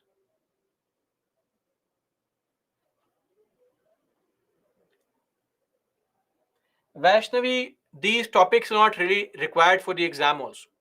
If this pace seems to be too much, we'll have to catch up because the expectation is that you are a willing participant here, right? So you'll have to see the recordings again to make notes of it. Otherwise, UPSC syllabus will go until 5-6 years. If you have a plan to sit for 5 years, feel free. There are recordings available. This is going to be it in the class, right? We can't slow down the pace for one individual. That's not possible. I'm already very slow in teaching. This can't be slower. Sorry. Don't make unreasonable remarks. Yes, the matter with Supreme Court. And yes, that is why one point which you were making was, some of you had made when I taught this topic in the precedent, that the life imprisonment is 14 years. Why 14? Because of this law only, that normally after 14 is in jail, the state government shows remission and they say go out, come on, because they also have to keep on emptying the prison population. That's also a reason. Yes, Palak, that's also possible. Tarun, she has already gone to Supreme Court. Yes, Gurcharan, if the Supreme Court give punishment to person, can president pardon it? Yes, of course. Uh, Kumari, now let's this. No. It is there in the new BNS also, not repealed. Anyway, that is all. Let's take a break.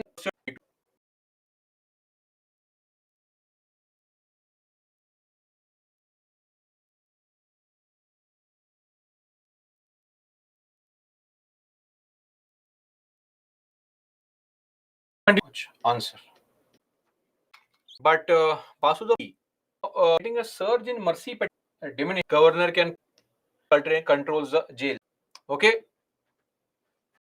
Yes, she class article 2. Yes, it.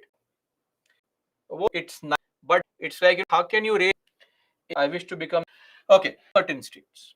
For example, if you go to Maharashtra and Gujarat, in Maharashtra, areas of Vidarbha, area of Marathwada, in Gujarat, Saurashtra, Kutch, in these areas, as per Article 371, the governor can create or establish a development board. This development board can focus specifically on the development of Vidarbha and Marathwada in Maharashtra, and for Saurashtra and Kutch areas in Gujarat. Okay. Then we have Article 371A. When it comes to when it comes to Nagaland, governor gets to control law and order in the state insofar as internal disturbance is there in the Naga Hills or the Tunsang areas. Okay. Uh, Maharashtra, Gujarat, why these areas only, Dheeraj? Because these areas have faced lot of economic backwardness in the past. That is why. Now, Schedule 6 areas. So, what are Schedule 6 areas? We'll discuss maybe next week. Right? So, Schedule 6 areas, Assam, Mizoram, Meghalaya, Tripura. Governor has special powers in all these areas with respect to administration and other things. Okay.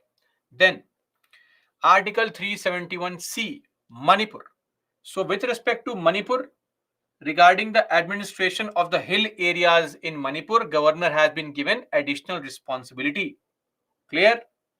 Haryana is not under any schedule 5 or 6. Don't worry. Then Sikkim 371F. In Sikkim, the governor can make rules for ensuring peace and for social and economic advancement of different sections of population. 371H, Arunachal Pradesh. With respect to law and order in the state of Arunachal Pradesh, governor has been given special responsibility. 371J, the Kalyan Karnataka region, the northeastern part of Karnataka, which is the Hyderabad Karnataka region, which is inside Karnataka. In that area, because this area has been facing a lot of economic disparity, so special development board can be set up and the governor has to take care of that so that this area also does not start lagging behind in terms of development compared to other areas. Okay. And lastly, from 2014 to 2024, governor of Telangana has been given the power to control the what? City of Hyderabad with respect to law and order and the allocation of government buildings between Andhra Pradesh government and the Telangana government. Clear? Madam, it's okay. Calm down. Don't be angry. What is past is past. It's okay. Nudikadi, recent that's no relationship. These are constitutional provisions. Okay? With respect to certain states only. My advice would be mug up these articles. It is important. Governor's role is important. Special responsibility is important. It is extremely likely that a question on these can be asked in the examination. Are we clear? Okay. Now, constitutional provision of governors. Now we'll discuss the discretionary power of governor. Discretion. Explicit power. What is explicit? Explicit means something which is clearly and categorically mentioned is called explicit. Okay. So explicit, which is mentioned clearly. Implicit is the exact opposite. Implicit means in the implied sense, inherently available, not directly mentioned. Explicit, something which is stated or mentioned directly. Implicit, which is inherently there, though it is not mentioned anywhere. Are we clear? Okay. So, like your mother's love is very explicit. Your father's love is very implicit. They both love you, but fathers would not really show their love so much like the mothers. I hope this example is understood. And if somebody is not getting love from both the parents, better study hard to get their love. I can't solve your problem there. Okay. Now, coming to the powers which are clearly mentioned in the Constitution, one is referential veto and all other veto powers. Right? Then this is Article 239. I'll explain this when we study union territories. But as of now, let me just help you understand. See, think of this situation. Let's take the example of a state called Punjab and the UT called Chandigarh. I hope all of you have at least studied till class 10th, and you know that Chandigarh is a union territory. Now, in Punjab, we have elections and we have a government. So, the governor of Punjab, Banwari Lal Purohit, while he acts as the governor of Punjab, he has to follow the advice of what?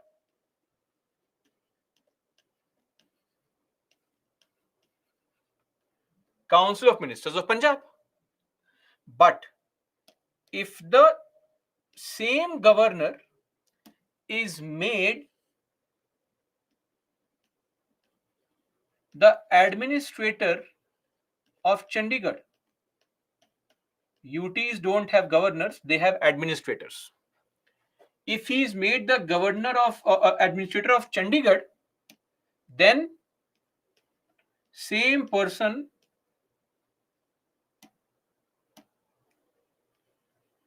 acts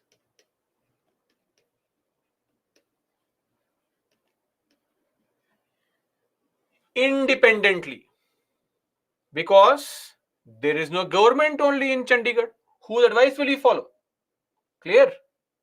So this is the example pertaining to this. While exercising his functions as the administrator of a neighboring union territory. Who controls union territory? What is the word mentioned? Union territory. A territory of the union, directly controlled by union. Okay. Now, then we also have the special responsibility with respect to various states. Please mug up the articles. If a question is asked on the discretionary power of governor, you'll be found wanting if you don't mention all these things. Then Article 167, duty of the CM to furnish information to the what? To the governor. Clear? Then there are some implied powers. Sending a negative, adverse means a negative report. Selecting CM in the hung assembly. Please tell me, innocent aspirants, what is hung assembly?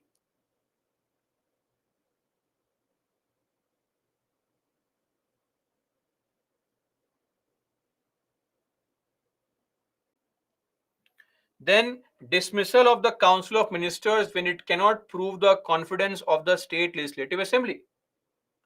And dissolving the assembly if the Council of Ministers has lost its majority. In all these circumstances, implied that the governor may have powers. It is not mentioned anywhere, but we know that he has powers. It's just like the president. He also has the powers. Nothing unique here. We are done with the topic governor. Please solve this question. Very, very difficult question asked in 20. Justice Ranjit Singh Sarkaria. Okay. Done. Now, Council of Ministers. Excuse me. Done. We have already studied the Council of Ministers. It's the same old story. Nothing unique, nothing special here. What we have discussed earlier, everything is applicable here. For example, we have the same, just like Article 75, we have Article 64, appointment of CM and the Council of Ministers by the governor. Here also, Council of Ministers are responsible to what? The State Legislative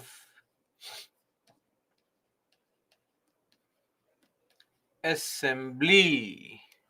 Here also we have the pleasure doctrine. Here also Nayak article. Everything is there. And please tell me, maximum number of Council of Ministers can be how much? Tell me.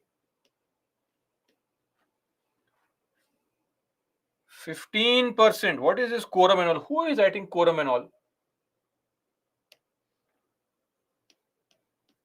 15% of the total membership in the state legislative assembly. Now please tell me, at the central level, what is the minimum number of council of ministers? Minimum number of council of ministers at the central level. Tell me.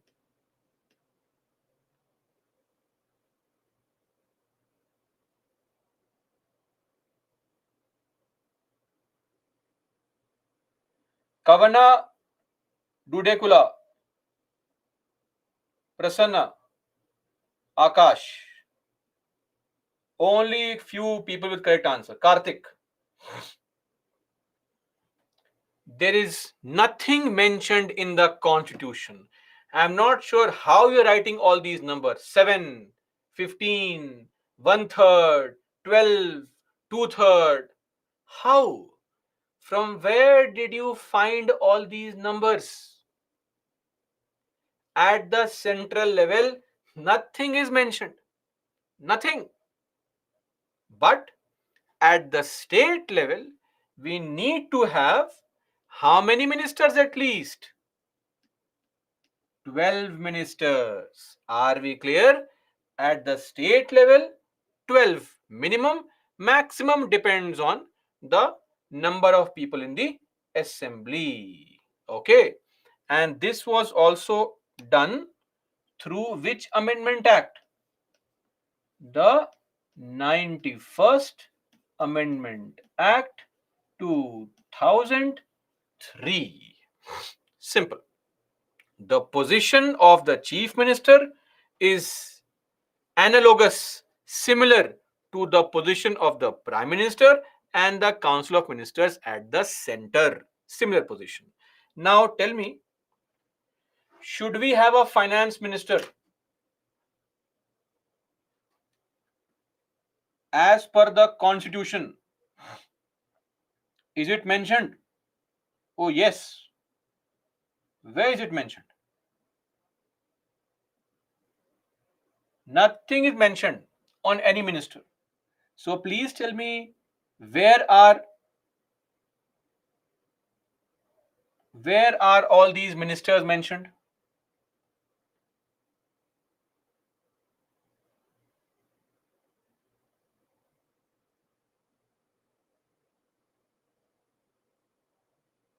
Allocation of business rules. Okay, somebody is writing RPA, somebody is writing Lok Sabha rules. Allocation of business rules. We had studied all this. What is this? What are we doing? Every day coming to the class without any revision, writing whatever I feel like. How will you clear the UPSC examination? I'm not sure why your parents are not scolding you for not studying at all. Anyway, so the ministries and the minister's name and the task they'll perform is mentioned in the Government of India Allocation of Business Rules 1961. So there is no constitutional mandate to have a finance minister, home minister, etc. But at the state level, in 4 states, it is mentioned under Article 164. It's a constitutional provision that some states need to have a tribal welfare minister. Which states? Jharkhand, Odisha, Chhattisgarh, Madhya Pradesh. These states must have tribal welfare minister. Okay? Bhuvnesh, why Haryana? Always aggressive about Haryana. Sir, these areas have high tribal population, right? That is why. Please, some logic. This is an extreme sense of state consciousness. We want to become a part of all India services. Okay? Why not Northeast? Because in Northeast we have different provisions only. Schedule 6 areas, we'll come to that. Gurcharan has now woken up from slumber and sleep because the match was postponed. So now he has come and says, why is governor appointed outside the state? So I wasted 15-20 minutes in discussing that. So of course, too important to hear that conversation. Governors are appointed from outside the state so that they are outsiders who have no interest in local politics. They don't come into any kind of they don't create any kind of conflict in the local politics. They have no interest. They don't obstruct or impede the functioning of the local politicians because they have no interest there. That is why. Okay. Now coming to Advocate General. Advocate General, just like the Attorney General, he is the highest law officer of the state. Please tell me who appoints the Advocate General? Governor. Yes or no? Of course, the governor will appoint the Advocate General just like the Attorney General is appointed by the Prime Minister. Okay. Secondly, what is the qualification to be the Attorney General of India? Is there any qualification mentioned in the Constitution?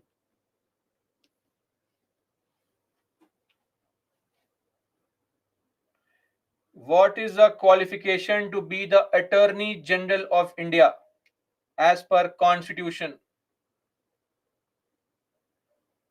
Some of you are mentioning it, others. We wish there was some God to help you out with your revision.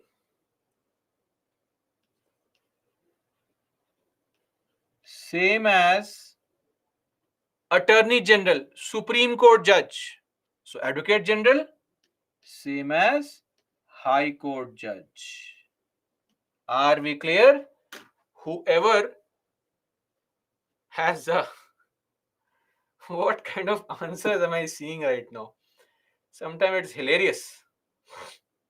So, somebody who is fit to be a Supreme Court judge can become the Attorney General, and somebody who is fit to be a High Court judge can be the Advocate General.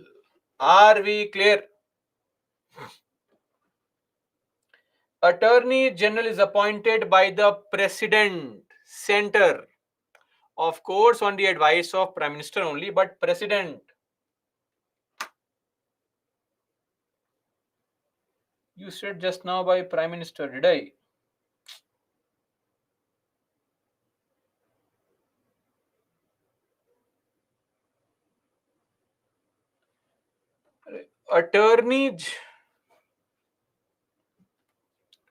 Attorney General is appointed by the President. The point is that the center appoints him. The PM, Council of Ministers appoint him. Similarly, the Advocate General is appointed by the Governor, meaning the CM appoints him, but officially the appointment by the Governor. Okay. My bad if I said Prime Minister. Okay. It is because I am completely depressed seeing your answers. That's actually a reality.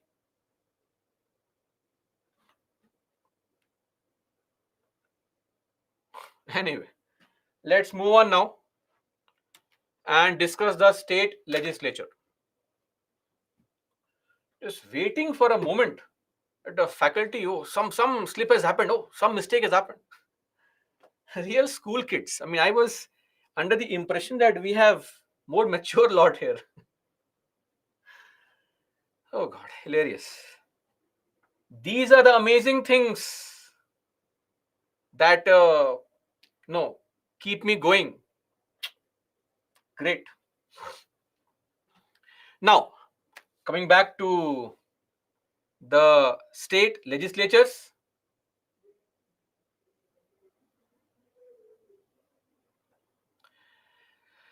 See, remember Article 79?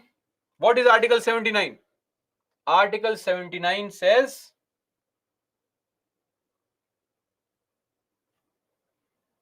what?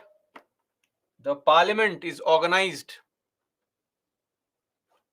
with which three people or organs? Lok Sabha, Rajya Sabha, as well as the what? President.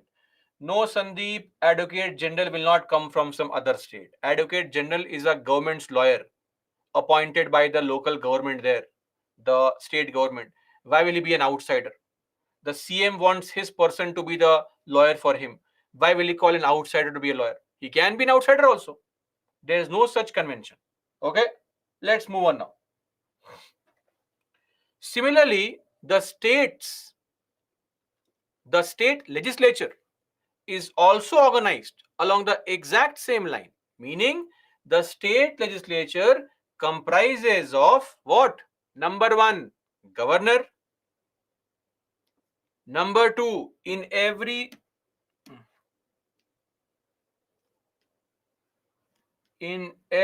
state we have what? The assembly. And in only 6 states we have the councils, which is the Vidhan Parishad Legislative Council. Now, some of you have been asking right from day one, full of aggression, why in my state no council is there? Who is stopping you? Create a council. It is very easy. 2-step process. So all those people who want to create council in their own state, or those people who want to abolish the council in your state, I am telling you what to do. You can do nothing, but your state government can do it. So, in your respective state legislative assembly, in the assembly, a proposal, a resolution has to be passed. A substantive motion has to be passed. A resolution has to be passed with a special majority, which is what? More than 50% of the total membership, and also 2/3 members present and voting. Okay. Once this special majority is achieved, the proposal is sent to the parliament. In the parliament, the resolution has to be approved by a simple majority. Simple. More than 50% of the people present and voting. Once this is done, the state government can simply issue what? A notification to create a council. That's it. Okay. This is the legislative council. Somebody is asking me, Tarun, sir, what is this AP? Extremely sorry, guys, that I wrote AP here. Google search for it, Tarun. You'll get to know AP does not mean Arunachal Pradesh, it means Andhra Pradesh. Okay. So various states have toyed with the idea of these councils. For example, Andhra Pradesh. Andhra Pradesh has constantly been creating a council, abolishing a council, creating a council, abolishing a council. For example,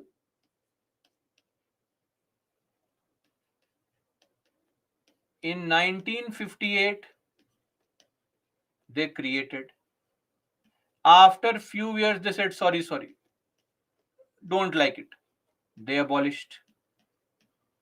After few years, they said, oh, sorry, by mistake, we abolished. Again created. This has been happening. Clear? Anyway, any state can create a council, right? Any state can create a council, any state which has a council can abolish a council also. No problem. This process needs to be followed. Simple. Now, some of you may ask, what is the advantage of this council? What is the special power of this council? These are the advantages. Reasons for creating a legislative council. Why would any state want to create a council? Why? Yes, Pavitra. I was coming to that. Why some people who attend multiple batches still ask the same question? Maybe their doubts are never addressed. Only God can address those doubts. Mere human beings have no power. Okay, so reasons for creating a council. What's the reason? Reason number one, just like the Rajya Sabha keeps a check on the passage of bills. What is the purpose of Rajya Sabha? Rajya Sabha's purpose is to keep a check, because Lok Sabha, remember, is the house of corrections, passion. Rajya Sabha is the house of correction. Here also, the legislative assembly, which comprises of what? Which comprises of all those people who are directly voted by the people of the state, citizens, right? They'll pass bills in a hurry. So the council can act as a barrier, help check hasty legislations. Hasty, in a hurry, jaldbazi. Clear?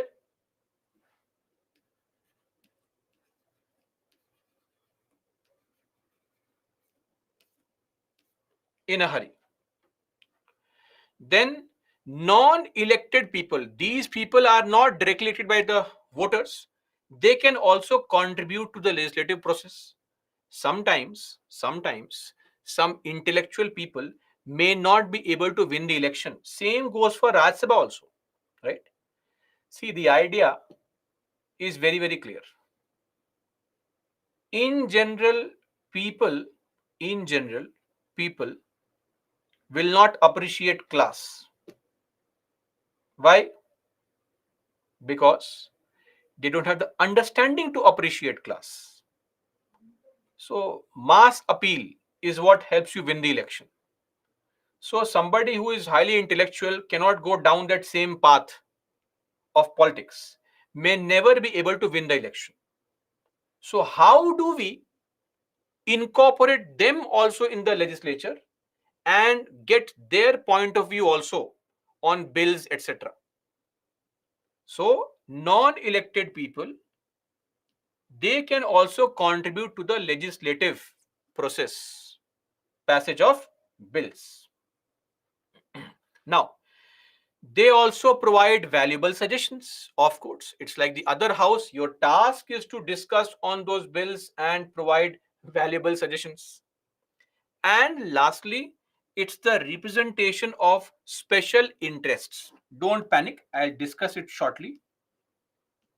Graduates, teachers,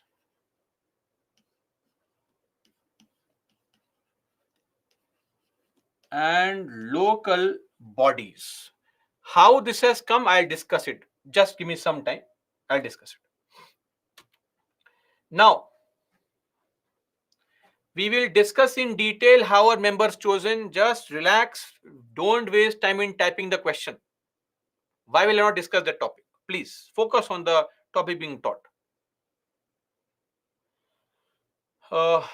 But sadly, the councils don't have the same kind of powers that the Rajya Sabha has with respect to the states, the assemblies. Councils actually can never prevent a legislation. They can only delay a legislation, and that too maximum 4 months. I'll explain this also. In short, councils simply have no power to prevent the passage of a bill. There is no concept of joint sitting in the state legislatures. In fact, what we have seen is that In most cases, somebody who could not win the election, right, loses the election, but is a very senior person in the party. What do? We tell him, okay, wait, don't cry. You want a post of politician, free salary, allowances, bodyguards? Send him to council membership. Park, place, put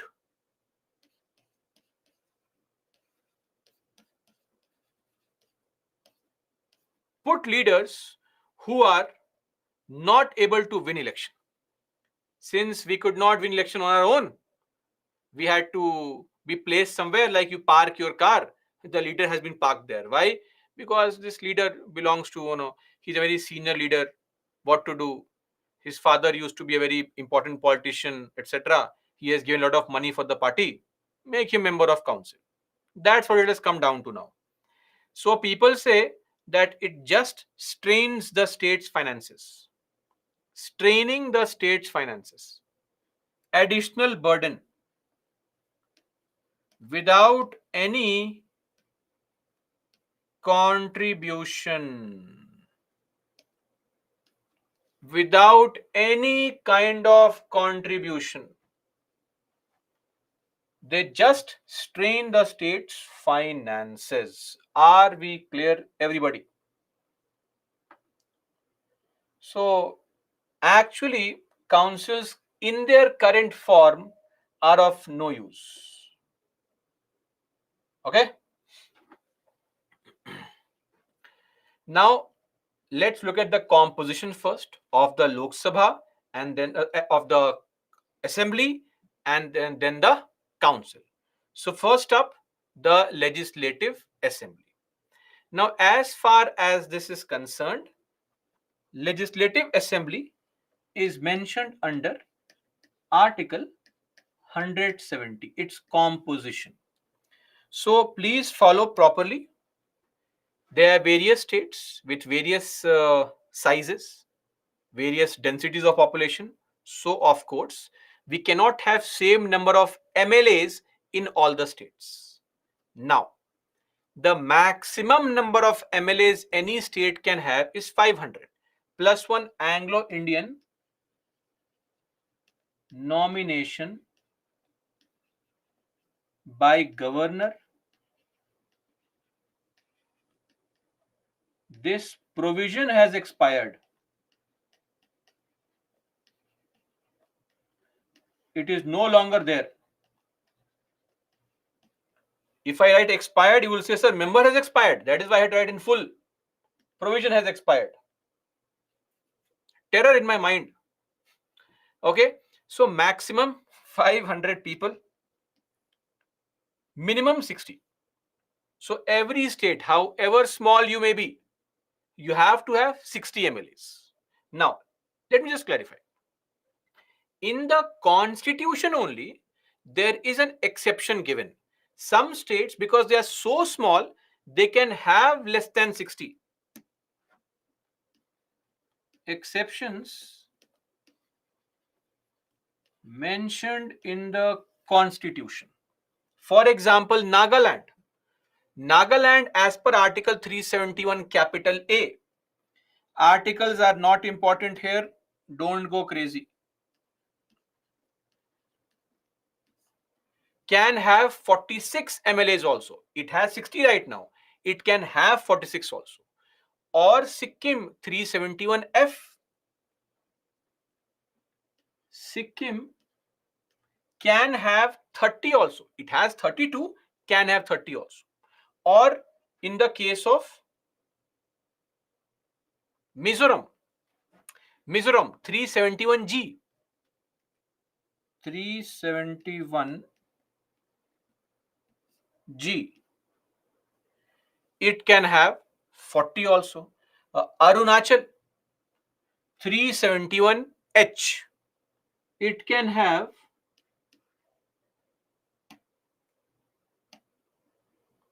30 also, as low as 30. And Goa, though currently Goa has 40, but it can have 30 also, which is 371 capital I. Are we clear? Yes, Pooja. Now,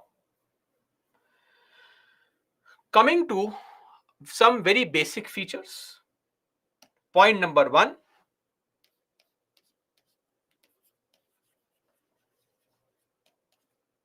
voting age is the same, 18.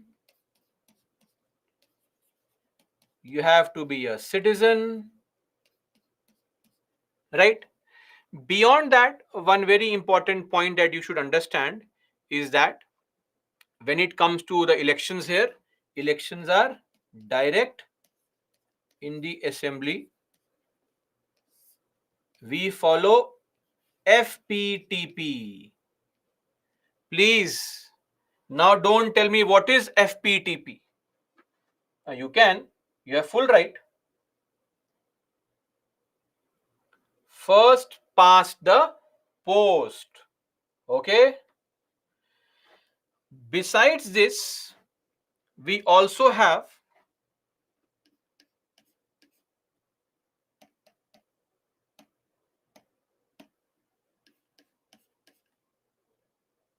the qualification age, 25 years.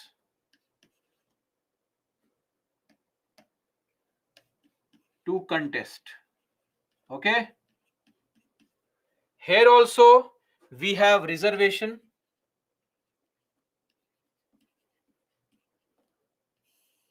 for, this is for scheduled caste, and this peach color, let's use pink, scheduled tribes. Pink will not be visible.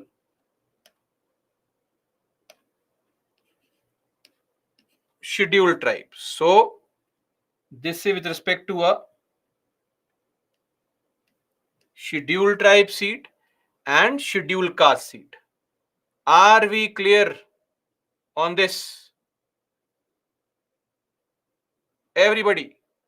So this is an example of Karnataka. The entire state of Karnataka is divided into small boundaries, territorial boundaries, which are called constituencies. Are we clear? Now, two things, please remember.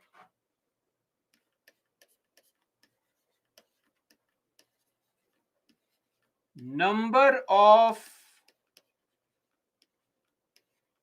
constituencies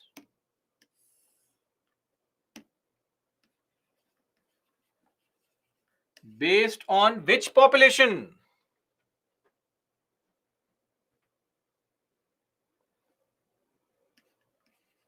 (1971) census. Absolutely correct. Very good. Same old people giving all the answers. Others only asking questions. When I ask questions, silence is there. Anyway, second thing, which is important. See, take this example. Let us say this is a boundary of a constituency. Okay. Now, from this constituency, lot of people have moved here. So, the population here has come down. So, we can change the boundary and we can make the new boundary like this also to cover more area. The new boundary. Are we clear? So, without changing the number of seats, boundaries can be changed. So, the internal territorial boundaries have been adjusted on the basis of 2001 census.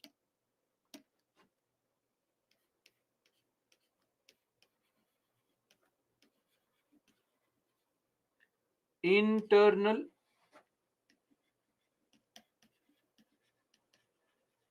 territorial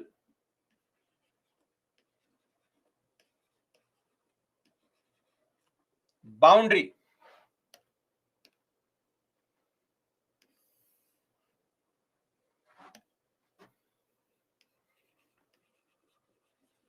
based on 2001 census. Are we clear on this, everybody?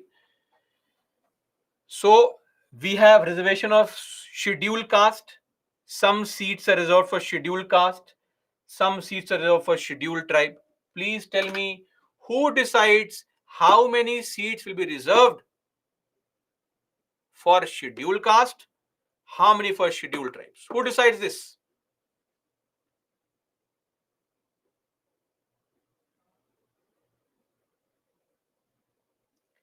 Delimitation Commission. Delimitation Commission has two tasks to perform. Firstly, adjusting the boundaries, and number two, deciding on SC/ST reservation. The same provision at the center only. Okay? Are we clear? Everybody? No doubt. RJSGH, whatever your name is, we cannot have a new constituency. It is not your choice. It has been fixed at 1971 census through a constitutional amendment. The parliament has to amend the constitution to create more constituencies. Simple. It's not in your hand. Okay? Garima, which census? Or in 1971 census here. I can say nothing actually of knowledge. Sir, but president also doing some this kind of work? No, Divyanshi. President is not doing any kind of work. Sorry. So just to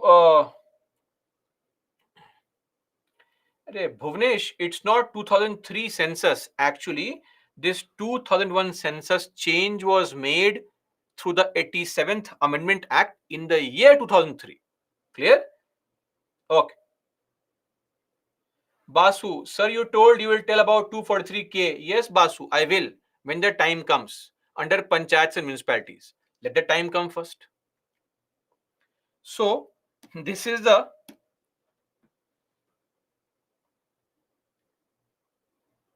constituency of Lok Sabha. Look at this. Compare this and compare the constituency of a Vidhan Sabha. So small. Yes or no? Okay.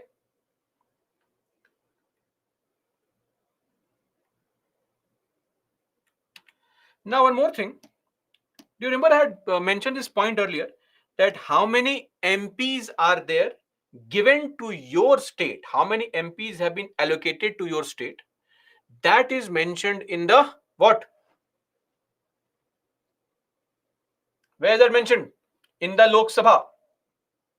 How many MPs are there in your state in the Lok Sabha? Is mentioned where? Not a single correct answer. Susmita, only one correct answer. Incomplete or incorrect? Incomplete or incorrect?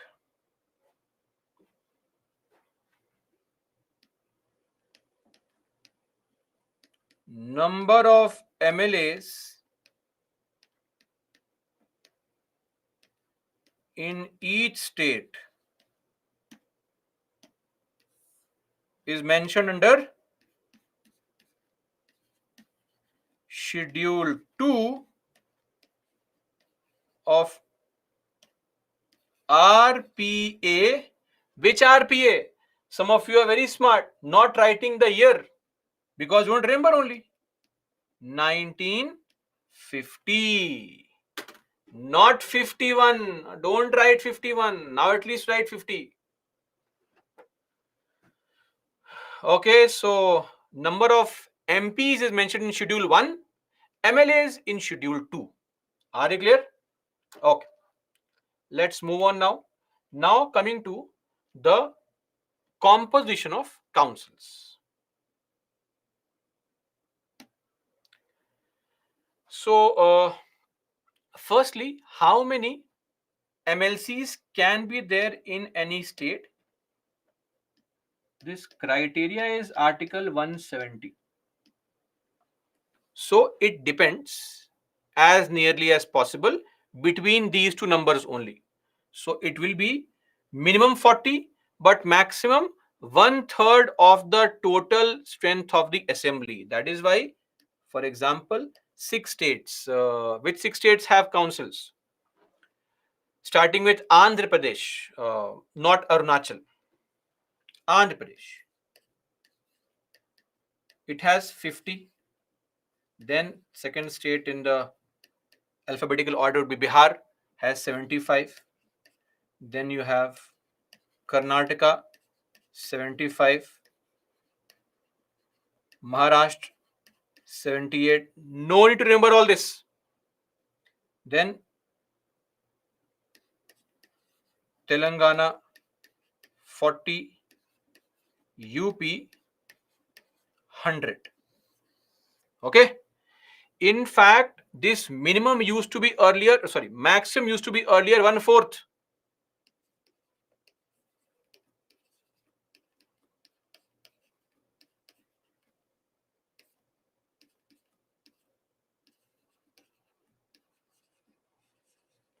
Changed via the 7th Amendment Act, 1956. Are we clear so far?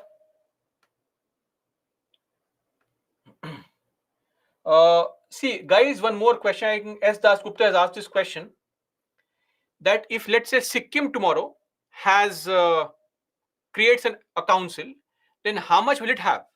Minimum has to be 40. So you cannot breach the 40 limit. Okay. Even if your 1/3 comes below 40, you cannot breach the 40 limit. So 40 has to be there. Are we clear on this?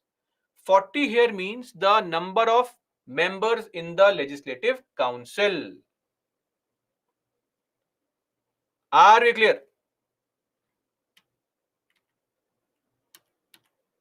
Oh. 171. Now, please pay attention to something I try to explain to you to the best of my ability. How are these members chosen? I'll have to take an example of a state. I'll take the example of Karnataka.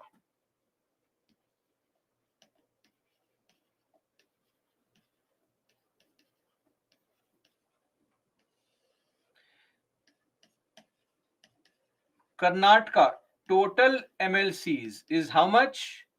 75. Now what happens here is that these MLCs, some of them are chosen by somebody else, some are chosen by somebody else, some are chosen by somebody else, etc. Okay. So, hey guys, 40 is the number of seats. 5 times the same thing. Now, who are these somebody? Dheeraj, don't act over smart. Pay attention.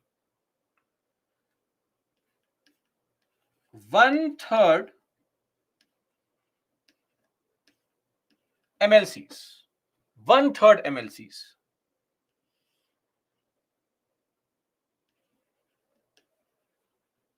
They are elected by MLAs. Out of 75, what's the number here then? 25. Okay. As far as possible. It can't be exact. Don't say, sir, how to calculate 1/3 of 100. As far as possible. Then, second point. 1/3 MLCs, they are elected by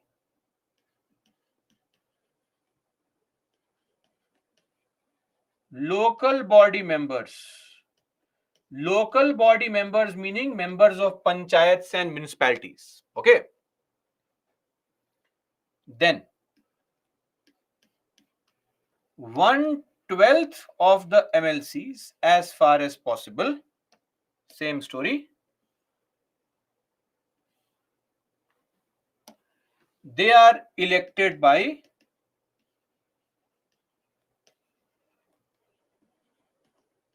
graduates. Okay, and 1/12 MLCs are elected by teachers. So what these two I think are easy to understand. Elected people vote. These two can be a challenge. So think of it. This is the state of Karnataka. Imagine this is Karnataka.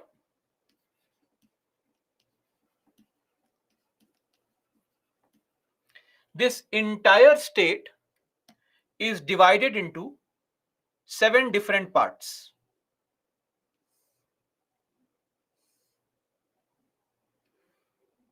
Seven parts. Because this 1/12 is 7 and this is also 7. Okay. So this state is divided into 7 parts or 7 constituencies. So what happens now? All the people of this area,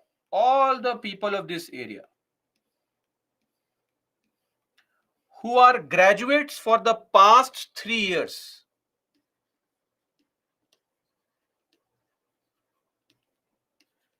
they will vote and choose the person who contests, or from the people who contest, one MLC to choose one MLC.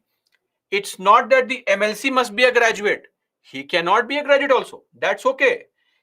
Please open your ears. Hear me out. MLC may or may not be a graduate, but people here who are allowed to vote must be graduates for the last 3 years.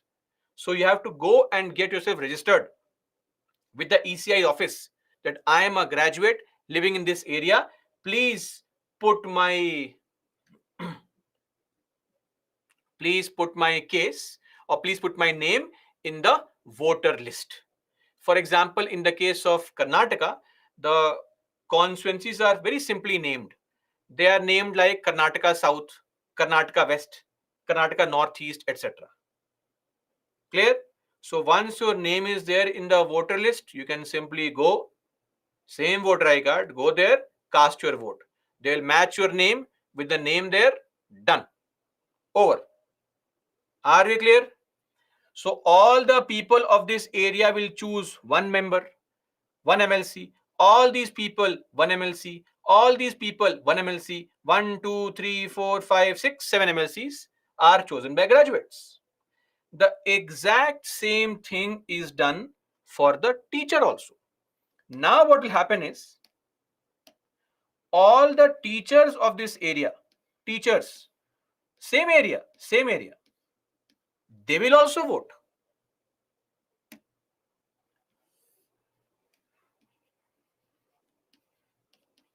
All teachers vote to choose one MLC.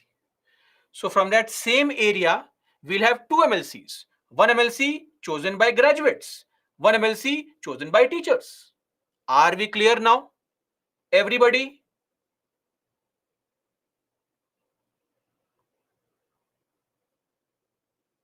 Okay. These two votes are given differently,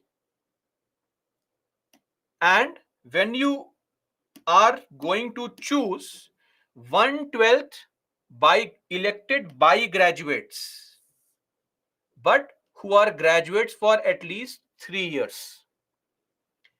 1/12, same 1/12 elected by teachers, but they should be teachers for 3 years and should be teachers not in the primary, above the primary, secondary and above. So 1/12 here, 1/12 here. Similarly, 1/3 here, 1/3 here. Nearly. It's not accurate. The constitution says nearly. So please don't say it has to be accurate. Nearly. And the remaining 1/6 people are nominated by the governor. Are we clear? The remaining 1/6 which is left,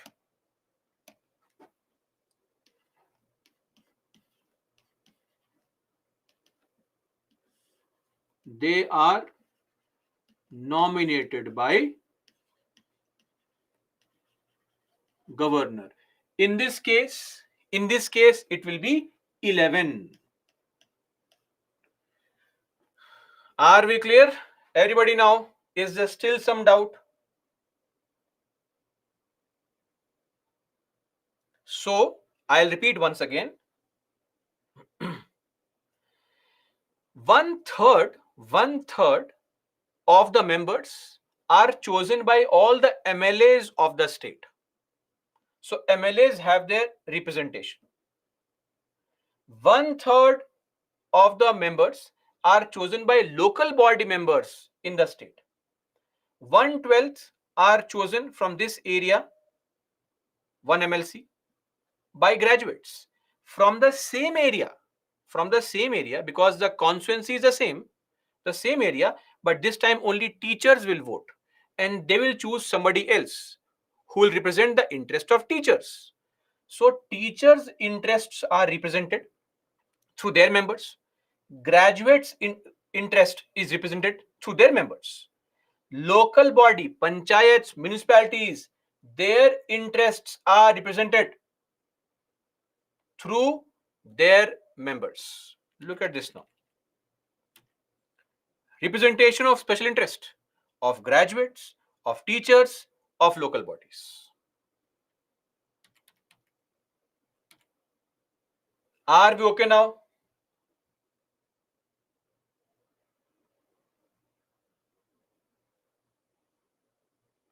Yes. Every such constituency, 1, 2, 3, 4, 5, 6, 7, it will have 2 MLCs.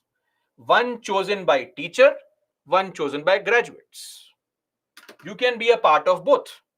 Are we clear? Haji Soya, what is the problem now? If there's still a problem, I think the better thing would be to read the video again. Don't say, I don't understand, members. Please tell me exactly what's the concern. How do I know? What is your problem? Tell me what the exact concern. If anybody has a question, please ask me what's the exact concern.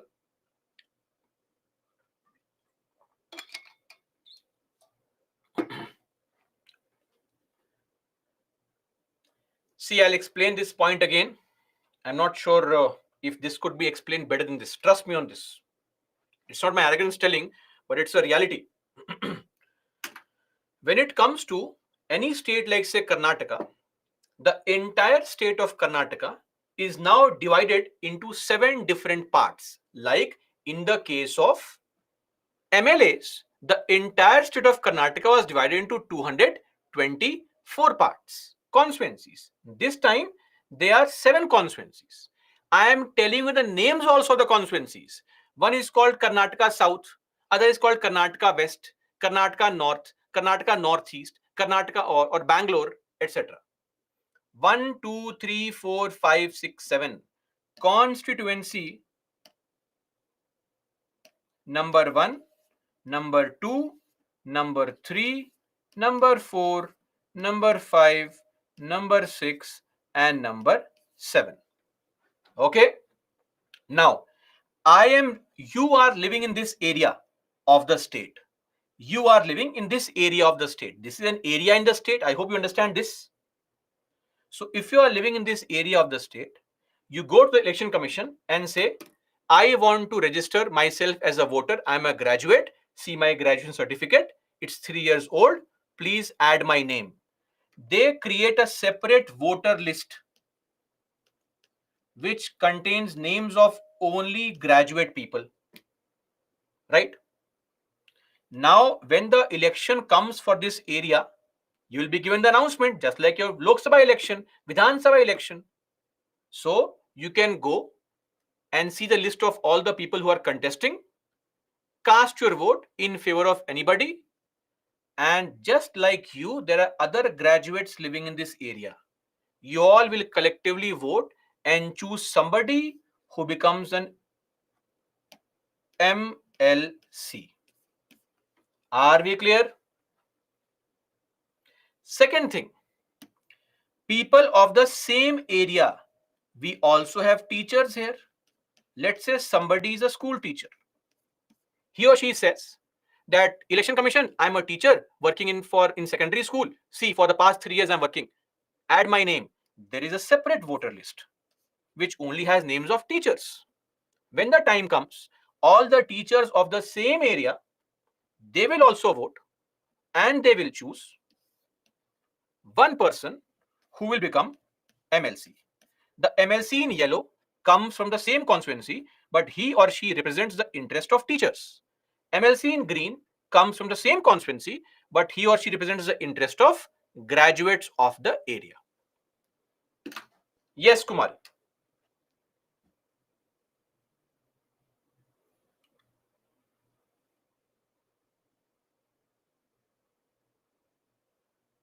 Yes, Anurag, different.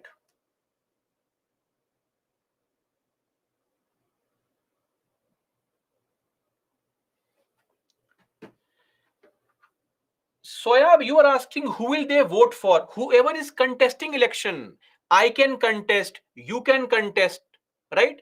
Whoever is of the age 30 or above who contests election, when you go to the cast your vote, you will find a list of people who are contesting, right? For them. Yes, Palak. Pili, why only 7? Because 1/12 of 75 is almost 7. Rajan, that is through proportional representation. Anushka, how do you know which constituency you belong to? You go to Election Commission's office, you get information from them. Simple.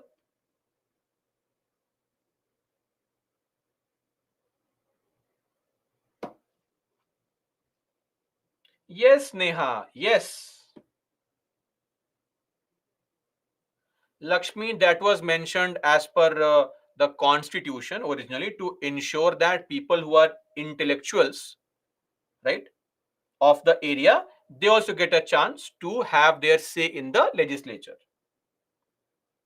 Yes, Kumari, it's the Delimitation Commission which decides. Yes, Soyab, anybody can contest. Somebody who has lost the elections can contest. What kind of question is this? Anybody can contest elections. If you meet the qualification criteria, you can contest the election.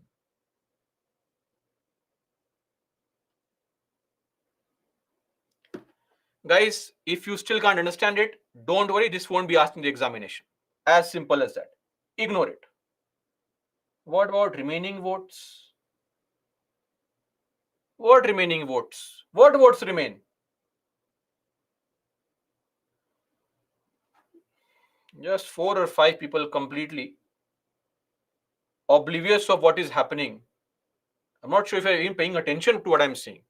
Somebody just asked a question. Are teachers? Yes, yes. If you get registered, you can vote separately also. Are we clear?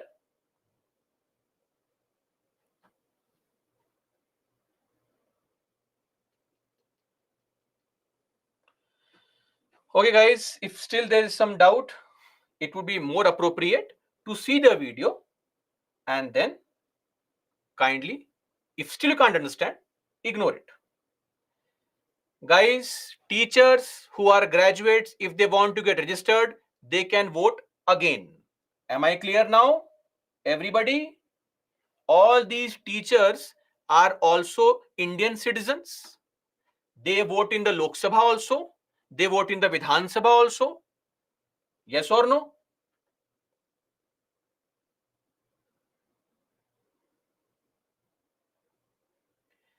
YEA, HEA. I don't know what kind of calculation you have given.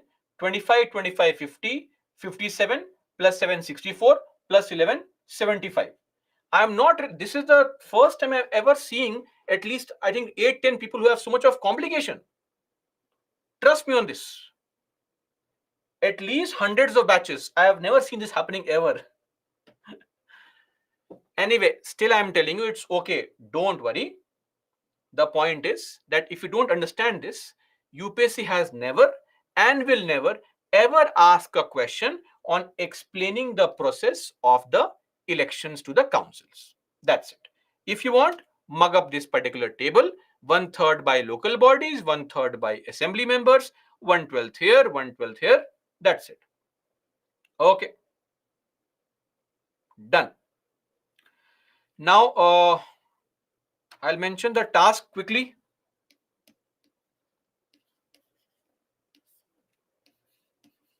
PPTs, please revise. There's a PYQ to solve, previous year question. Yojana Kurukshetra gist must continue. Political theory revision, I hope, is going on. Apart from this, don't skip the editorial. Apart from this, people preparing for 2024, please follow the monthly magazine.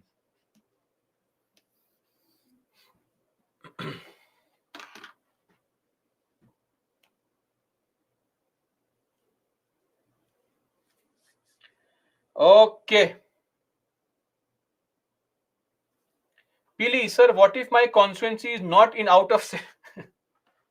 How is it possible, Pili? The entire state is divided into 7 areas. No area is missed out. How is it possible? Do you even think before you ask this question? Anyway, guys, let me show the leaderboard also, though there's some issue with this. But Abhishek and Simran Kaur, toppers for the day. And then we and Lakshmi, the concern. Let's meet tomorrow.